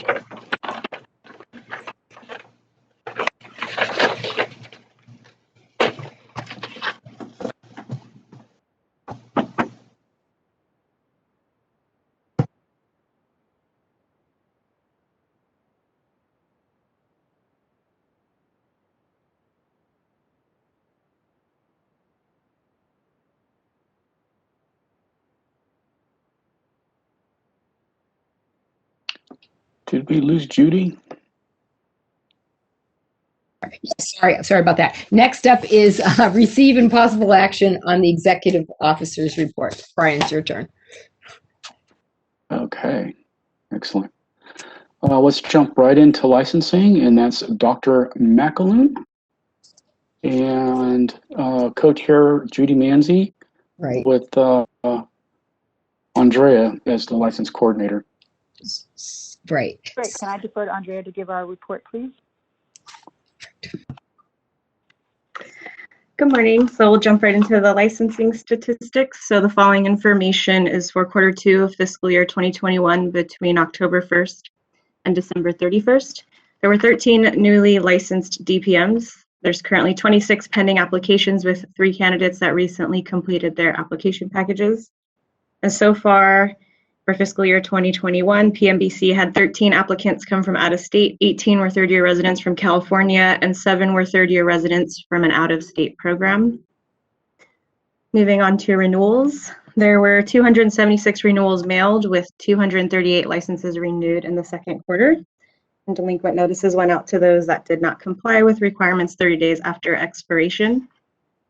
There were no new residents added in quarter 2, so the license total count is at 127.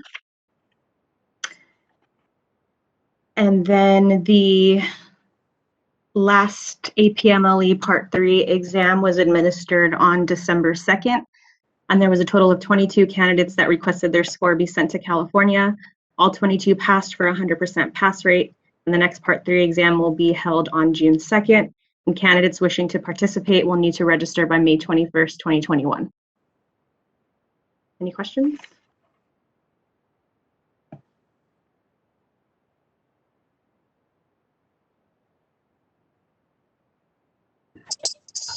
Okay. Are there any questions regarding licensing statistics? All right. Okay. Let's see.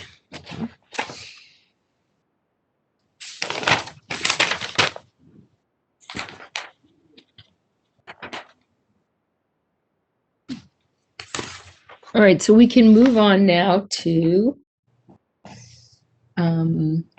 we've already discussed the competency requirements. Okay, so the quarterly timeline would be next to look at. I think we have a calendar in there somewhere. It's the last page, attachment G. Right. Yeah, I think we have one more item, the ample.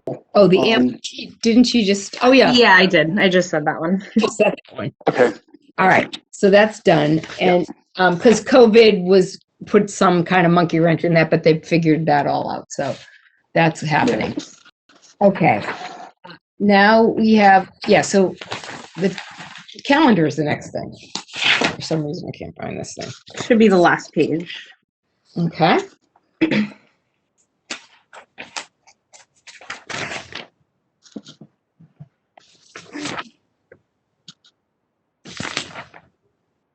I'm so sorry. Hold on. When is our next board meeting would be the question. Oh, June. Okay. And that would be, then the committee meetings would be scheduled for a couple weeks before then, right? May 12th. Okay. May, yeah. All right. So is everyone good with those dates? Okay. All right. So I think we can move on to the enforcement program. Just one question for Joe. Do we have to do a discussion and do a vote to accept this item of licensing? Oh. No, I think at the end of the entire executive officer's report will be fine. Okay, so no public comment, or we'll do it all at the end? Yeah, do it all at once, yeah. Okay, gotcha. Okay. So we can move on to enforcement. Program update. Okay, we Hi, have the everybody. chair. This is Maria Cadenas. There you go. I'm going to defer to Bethany to provide the enforcement statistics and update. Good morning. Hopefully everyone can hear me okay. I've had some volume issues.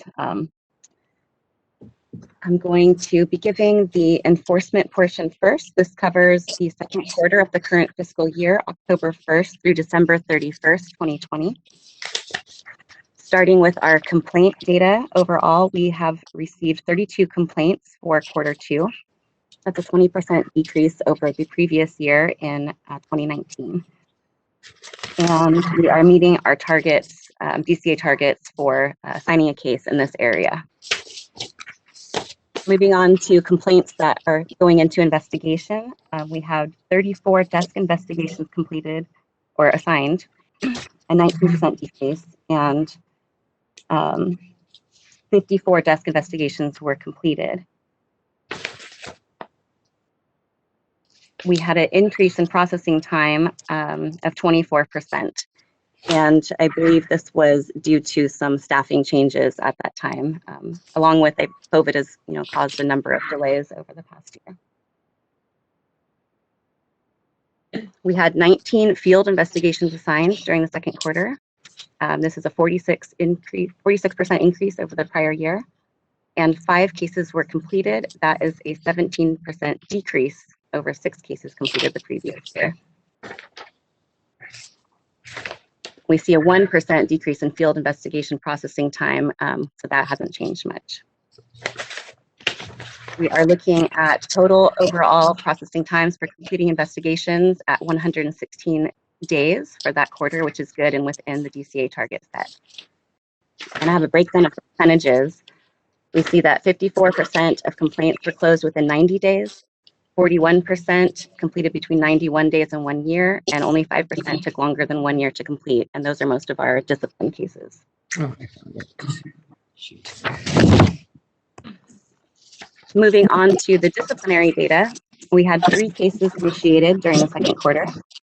50% increase, of course, these increases, when we're looking at such small numbers, it looks like it's a large percentage, but really just a minimal change. 3 final orders went into effect compared to 1 the prior fiscal year of the same quarter.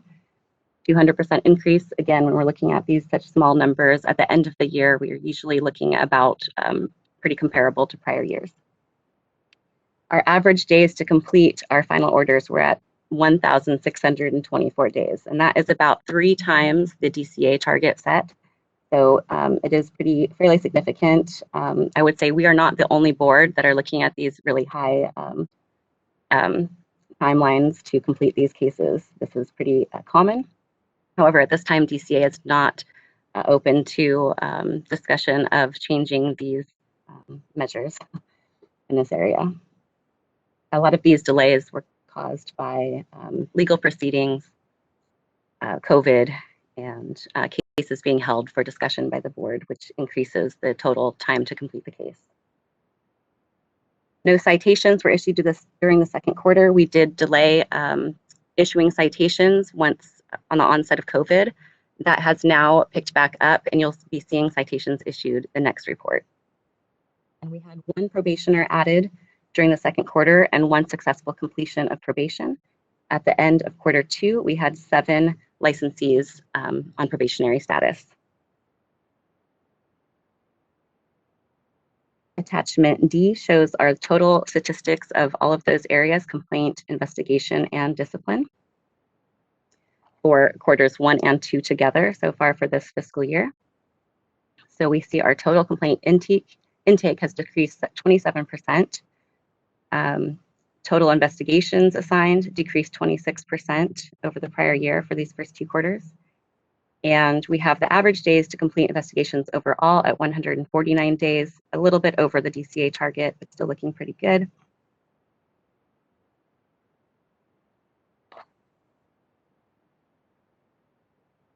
Sorry, I lost my place in the report for just a second.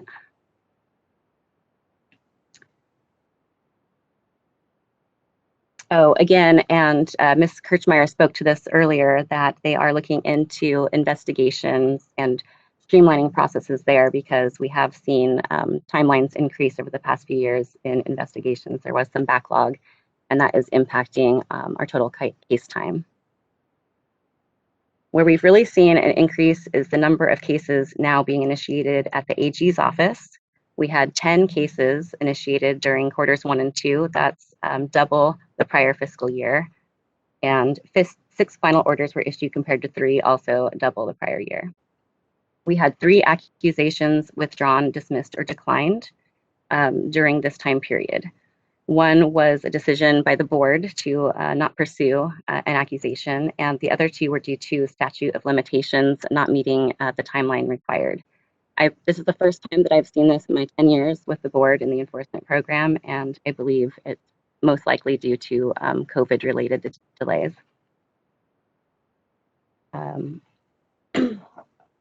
We have average disciplinary case completion time for quarters 1 and 2 at 1,350 days.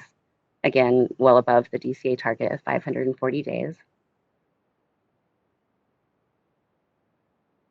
Again, no citations issued for the first 2 quarters. And moving on to attachment E, this is information directly received from the AG's office. It goes through January 27th, which is the date that they provided the report.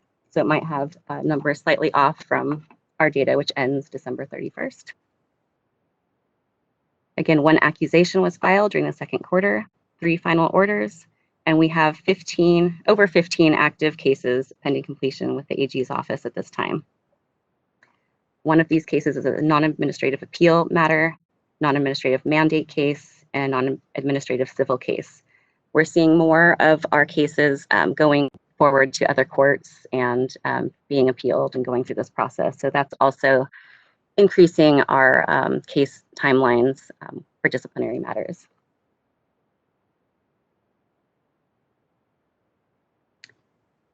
And finally, with attachment F, or there's no attachment here, our performance measures, they have not posted any new data since last report, but there are links here where you can obtain data for the prior fiscal years. That concludes my report on the statistics. Are there any questions? I have a question about statute of limitation. Due to COVID, are these statute of limitations being, as if you know, extended or not? Because like you said, No, we cannot extend. Yeah, it's a statutory requirement for the statute of limitations. So until that changes by law, there are no extensions at this time. I have not heard of anything being put into place to extend statute of limitations due to COVID. Thank you.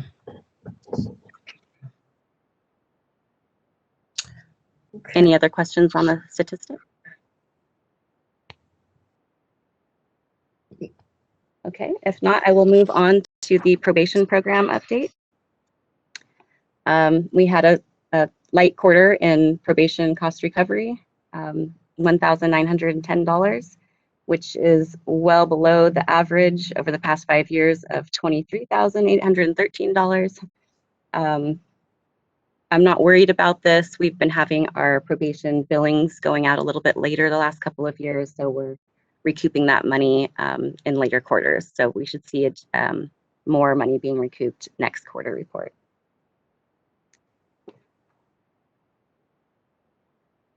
That's it for the probation program at this time. Any questions there? Okay, and finally, our consultant and expert program. Our consultant training has been delayed quite a bit due to COVID, and I've been pretty pressed for time and a little bit struggling with workload here, but I am working on restructuring our training binders. I'm compiling those at this time, and then we'll be getting our new consultants trained, hopefully within this next month or two, so we can put them to work. We do have currently 11 active consultants and 2 awaiting their contract processing, which would bring us to 13. And I wanted to make note that we do have one star player consultant, and he reviews probably close to 50% of our cases. He's been working for us for a very long time. He's done multiple terms. He's very quick. And so my concern is that he's going to term out in 2 years, March of 2023. I would like to see 5 or more consultants appointed in the meantime to replace him, to keep up with workload. So over the next, and then we may be losing a couple of other consultants as well. I need to look at our chart, but it would be good to have at least 5 to maybe even 10 consultants appointed over the next 2 years. If anyone wants to put out the word, I know we do it in our newsletter when it's published. There's information on our website, but word of mouth seems to be the best way to recruit people for this work.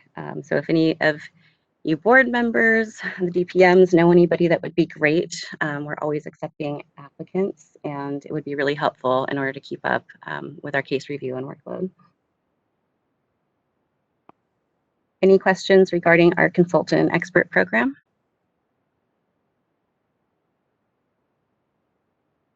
Okay, well, that concludes my enforcement report, unless there's anything else.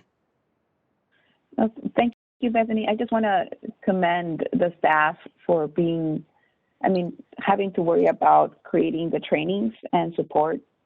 Given COVID, it's not just going online, it's really restructuring the way of recruitment and engagement. And I think they've done a great job quietly while taking on that additional burden. So I just want to appreciate the staff for the leadership on that end. And I think this is the second or third time that we hear Bethany request a consultant need, given the term out of the current consultant that's coming up. So I just echo that ask, especially for those who are providers on the board, to see what we can do to get the word out and encourage applications for the consultant service and expert program. Thank you. Thank you. Okay. Now we're going to move on to legislation. Okay. All right, this is Kathy Cooper, and I will be making the legislative program report. We have 2 laws and 2 regs to report on today. The first is AB 278. It is the redoing of the Medi-Cal bill we saw during the last 2-year cycle. And it's so that you have more equity with physicians and surgeons. Basically, you can bill like a physician and surgeon right now, but there are some changes, such as if you're a provider who changes your location, certain things will happen to you that wouldn't happen to a physician or surgeon, and they want to make that all equal. So we support this. We have in the past, and if you'd like today, we can support it and send that again. We vote on a motion so that they know we support this. But it was reproduced, almost exactly as it was in the first cycle. Are there any questions on this? I think we've gone over it so many times because it's been pending, but then it didn't go anywhere because of COVID. It's non-controversial. It should probably go through, but we'll know better in June. Sometimes they add things to bills or take things away, but right now it's just a simple bill for us with Medi-Cal. Is there support for this among the board members that we'd like to send a letter of support? Yes. I move to send a letter of support. Okay. Is there a second? I second that motion, Dr. Manzi. Okay. All right. Is there discussion? This is Macklin. I'm in favor of the letter of support. Okay. Is there any controversy, any other comments on, can't imagine there being any negative ideas on this bill. It's to create fairness. So there's been a motion and a second discussion. If there's no discussion, then we'll open it up for public comment on the motion to support AB 255 or 225. Okay, this is moderator. I've opened up the question and answer panel. If someone would like to make a comment, please type "I would like to make a comment" using the field in the lower right-hand corner of your screen and submit it to all panelists. We are displaying instructions.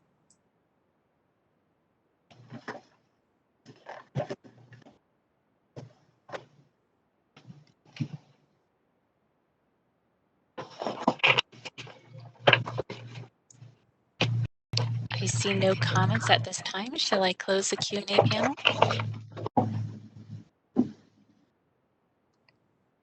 All right, I'll go ahead and close the Q&A panel. Okay, so I'll take the vote. Dr. Manzi? Aye. Ms. Cadenas? Aye. Dr. McAloon? Aye. Dr. Zapp? Aye. Dr. Lee? Aye. Okay, that's unanimous, 5-0. The motion passes. Okay, so the second thing on the report is a bill that has to do with something you've seen too last year, and in many different variations, but it's to help military spouses get through the licensing process in an expedited way. I don't believe it has affected our board yet, but it could in the future. And I think this bill will be better able to have an opinion on maybe in June. I don't think it's as close to the profession of podiatry as the earlier bill, but it does reflect our ability to cooperate with all the boards and with DCA in expediting military spouses' applications for licensure.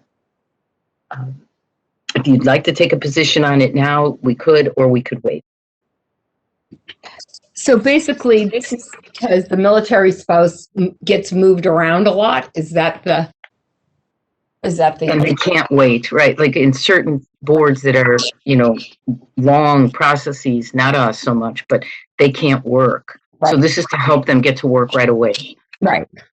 Yeah, I mean, I definitely think that we'd be in support of this, given the fact that, I'm all about not restricting anyone's license if they're qualified. So if you believe that this can wait till June and discuss it again, fine. Otherwise, we could vote on it now to support it. Is there any discussion? We could vote to support it.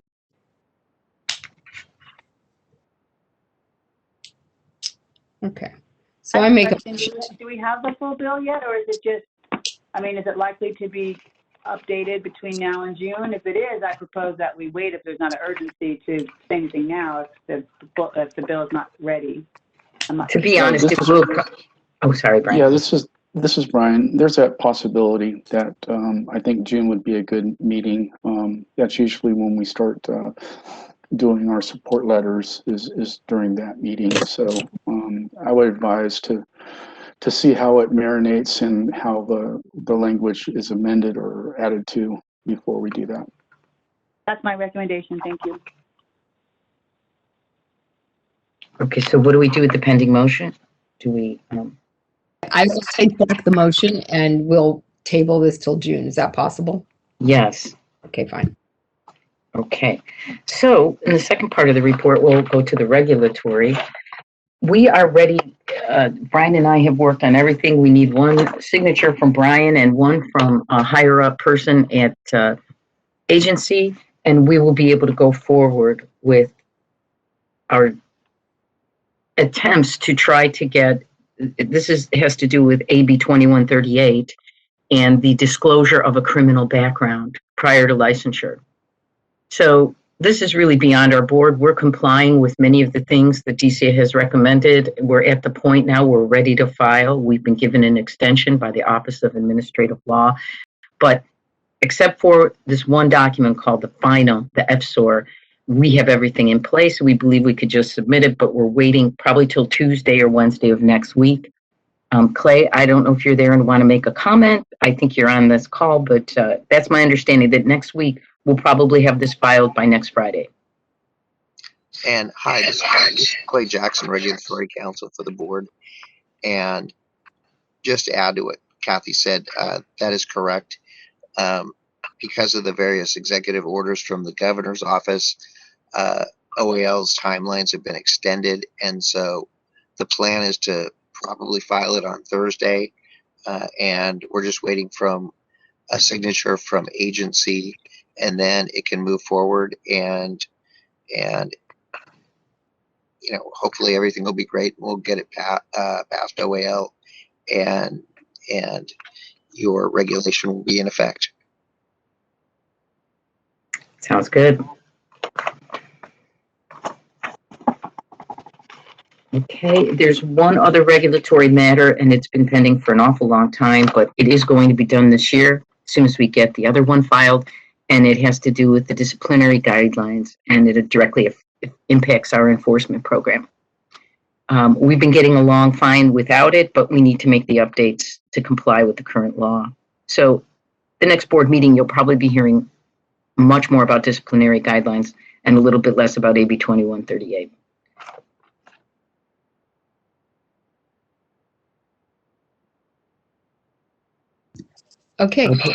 Okay, so that is the end of my legislative report. Thank you very much. Okay. Now, Darlene is not here, and our next topic, update and possible action on public education. So unless someone has something to add to this, I think we will keep this until June.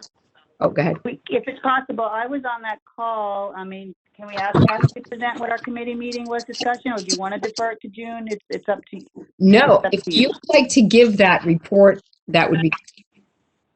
Kathy, are you prepared to give the report? Well, let me just say one thing. Our discussion centered around a final deadline, which is beyond our next board meeting. In other words, if the committee's suggestions or thoughts are adopted by the board, it will be an annual newsletter where the deadline is closer to Thanksgiving or Halloween or end of year, depending on what you all want. But it doesn't have to be done before the next board meeting, no matter what. I mean, you might want to start thinking about your involvement with the newsletter, social media, and things like that, but it certainly can wait till June until, I mean, our preliminary reports, Dr. McClellan, they were great, everything we said at the meeting, but no deadline is coming before the next meeting.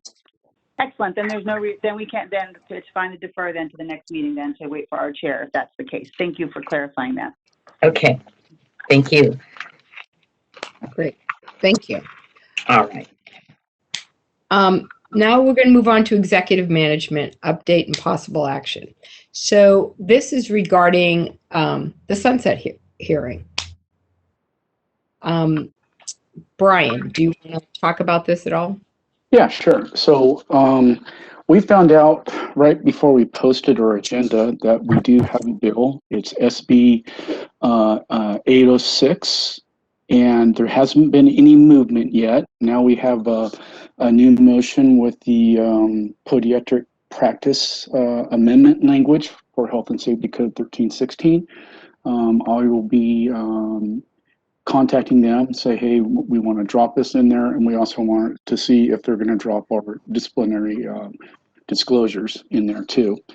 But it's kind of been still just kind of idle, but what I do understand is we do have a bill, so things will start moving rapidly here, and I'll keep everybody posted as things start moving into the bill, and hopefully by June you'll get a good snapshot of what that bill and what's in there will look like.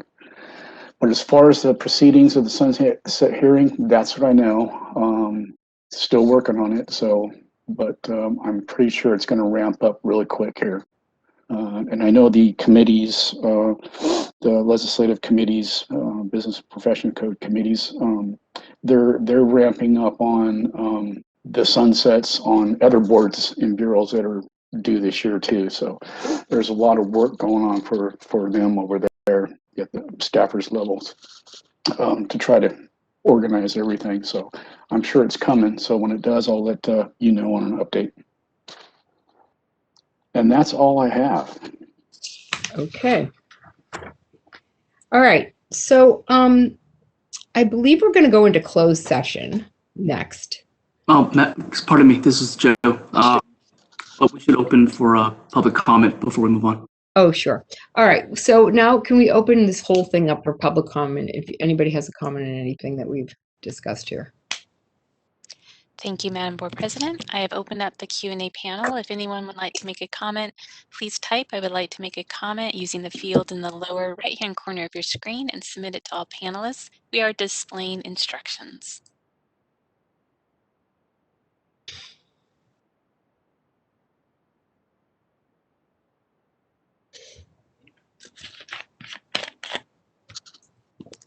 This is moderator. I see no request for public comment. Would you like me to close the Q&A panel? Please. Okay, it's closed. Okay.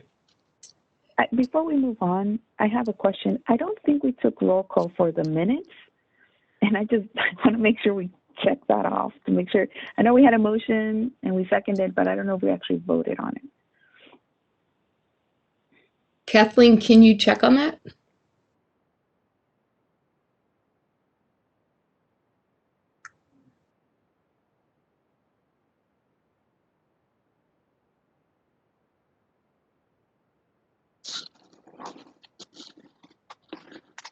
I am looking at my notes too.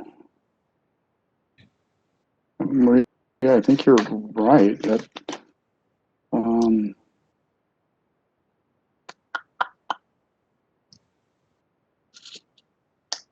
Kathy, are you there?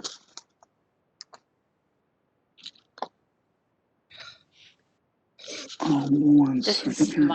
I'm there. I'm sorry. I have that we have it, but just in case this has happened before and it creates a problem, if not, can we take a vote on the minutes in lieu of us not having done it? And if so, it will be redundant and not counted. If you all, I have a record here. It looks like Manzi, you made the motion, Zap, you seconded. Yeah, and we voted. I thought we voted on it too, but. Oh wait, that was item. If we did 4. Yeah,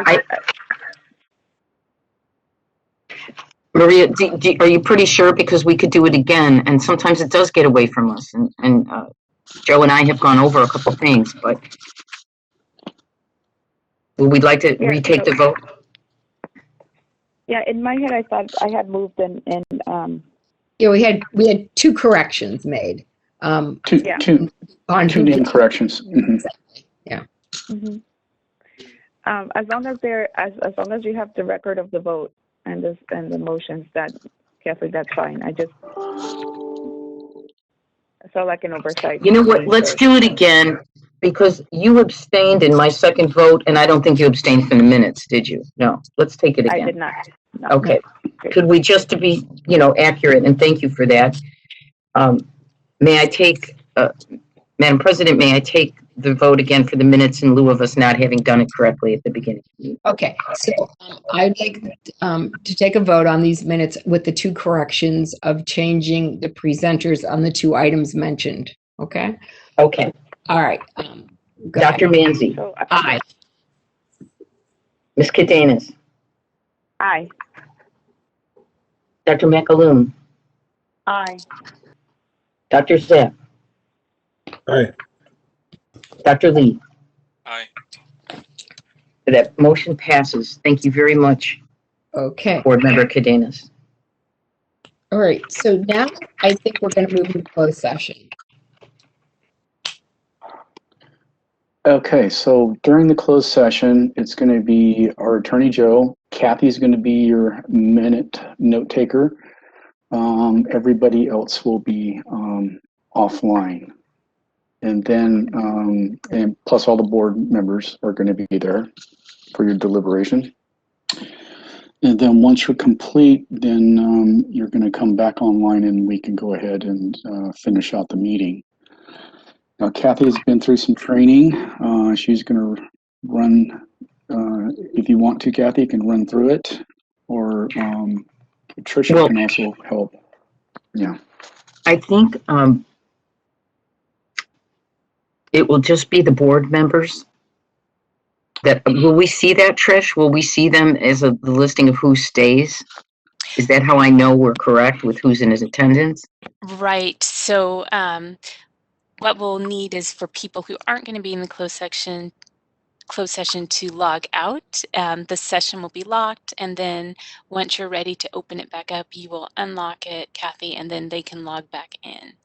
So the only thing, Trish, I'd like to mention, my toggle switch here says reclaim host role, where when we did it together, it didn't say that. So as long as you stay with us until we're into the closed session, make sure we're okay, I'm fine. Yes, I will do that. And, okay. Let me go ahead and stop the recording now so we don't have to. Oh, wait, do we need to finish up first, like future agenda items or closing the meeting, adjourning, or anything like that? We're going to come back to open that session. After the closed session. Yeah. Okay. And we got the officer's report voted on, correct?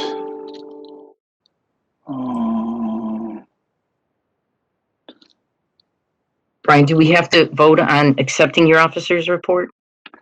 No. Right, isn't that right, Joe? That was done. You guys did vote on it. Okay, that's what I thought. Okay. I'm trying to juggle a lot of things at one time here. Okay, perfect. And okay, so I guess we will log out, close this session, I guess. And then I guess somebody, Kathy, can you text me and tell we're back in? And well, let me ask you this, Trish. Am I supposed to hit the host role right now? No, let me make sure that I dismiss members of the public, and then I need to make sure that if you click on the participant panel, it looks like a person next to 3 lines. You can see everyone that's in the meeting right now, and I need to make sure that it's just the people that need to be in closed session that I are understand. in. Okay. Yeah. So I'm now, just... here's a technical question for Joe. Joe, can we jump down and do the future, or we have to adjourn the meeting, right? We couldn't do the future agenda items, and then everybody just goes on to closed session and adjourn the meeting with the statement of after closed session, the meeting will be adjourned, or that's probably not going to fly. Well, we normally we usually adjourn and then we go into closed session, and then we have to come back. We have to adjourn from closed session and then go back into open session handle the remainder of the business before we, so. Okay. All right, so I'm going to go ahead and log off, and Kathy to send me a text that you guys are back in open session, and Okay. Bethany, Andrea will do the same. And Trish, I'm going to hit reclaim host role now. No, let me go. I'm still making sure that people are dismissed. So make sure.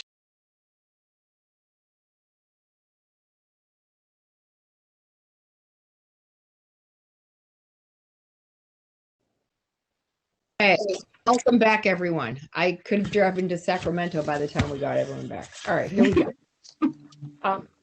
Well, our session's now open again. And I'd like to then ask anyone if there's any future agenda items that they would like to put on for our next board meeting, which is scheduled for June.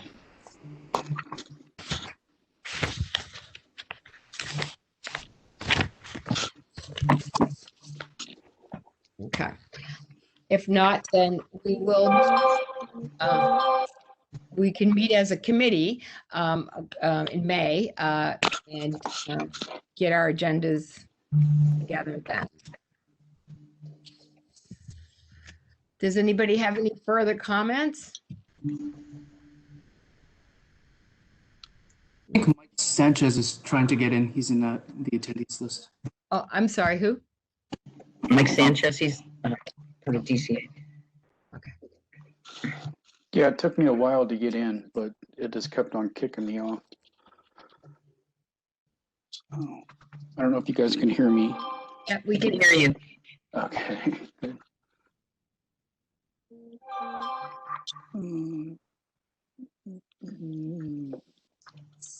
Okay, so Brian, do you see any future agenda items that we need to, that we've maybe not talked about that needs to go on here? I don't think so. I think we can probably get some once we massage this material and stuff through the committees. Okay. If anything else pops up before the committee, then I'll make sure it's on the agenda for the committees, and we can talk about it if you want to move that discussion or item forward in June. Have you had any indication of when the boards will start meeting in person again? I think there's a couple boards that are doing that.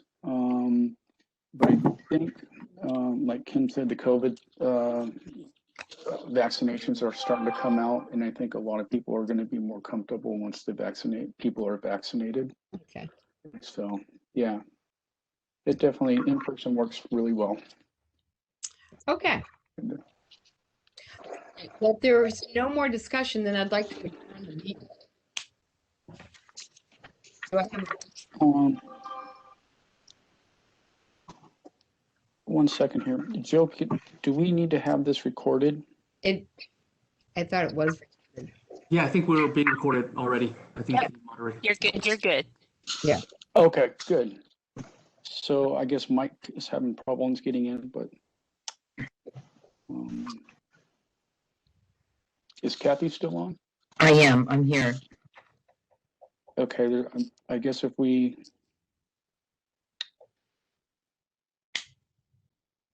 okay. All right. Joe, do you see anything that we can't go ahead and have the president adjourn? Oh, no, that's entirely up to the board, yeah, but. Okay. Okay. Well, I just want to thank everybody. Really robust agenda this time, especially those top items. But everybody have a safe weekend. And Judy, you can do it and then take a vote. Okay, great. Brian, thanks again. Thanks for all the, we've spent a lot of hours this particular go around, and I really appreciate it. Also, Joseph, thank you. Okay, everyone, thanks for being here. I'd like a motion to adjourn this meeting. I'd like to make the motion to adjourn this meeting. I second that. This is Maria. Yeah. Okay. Any discussion?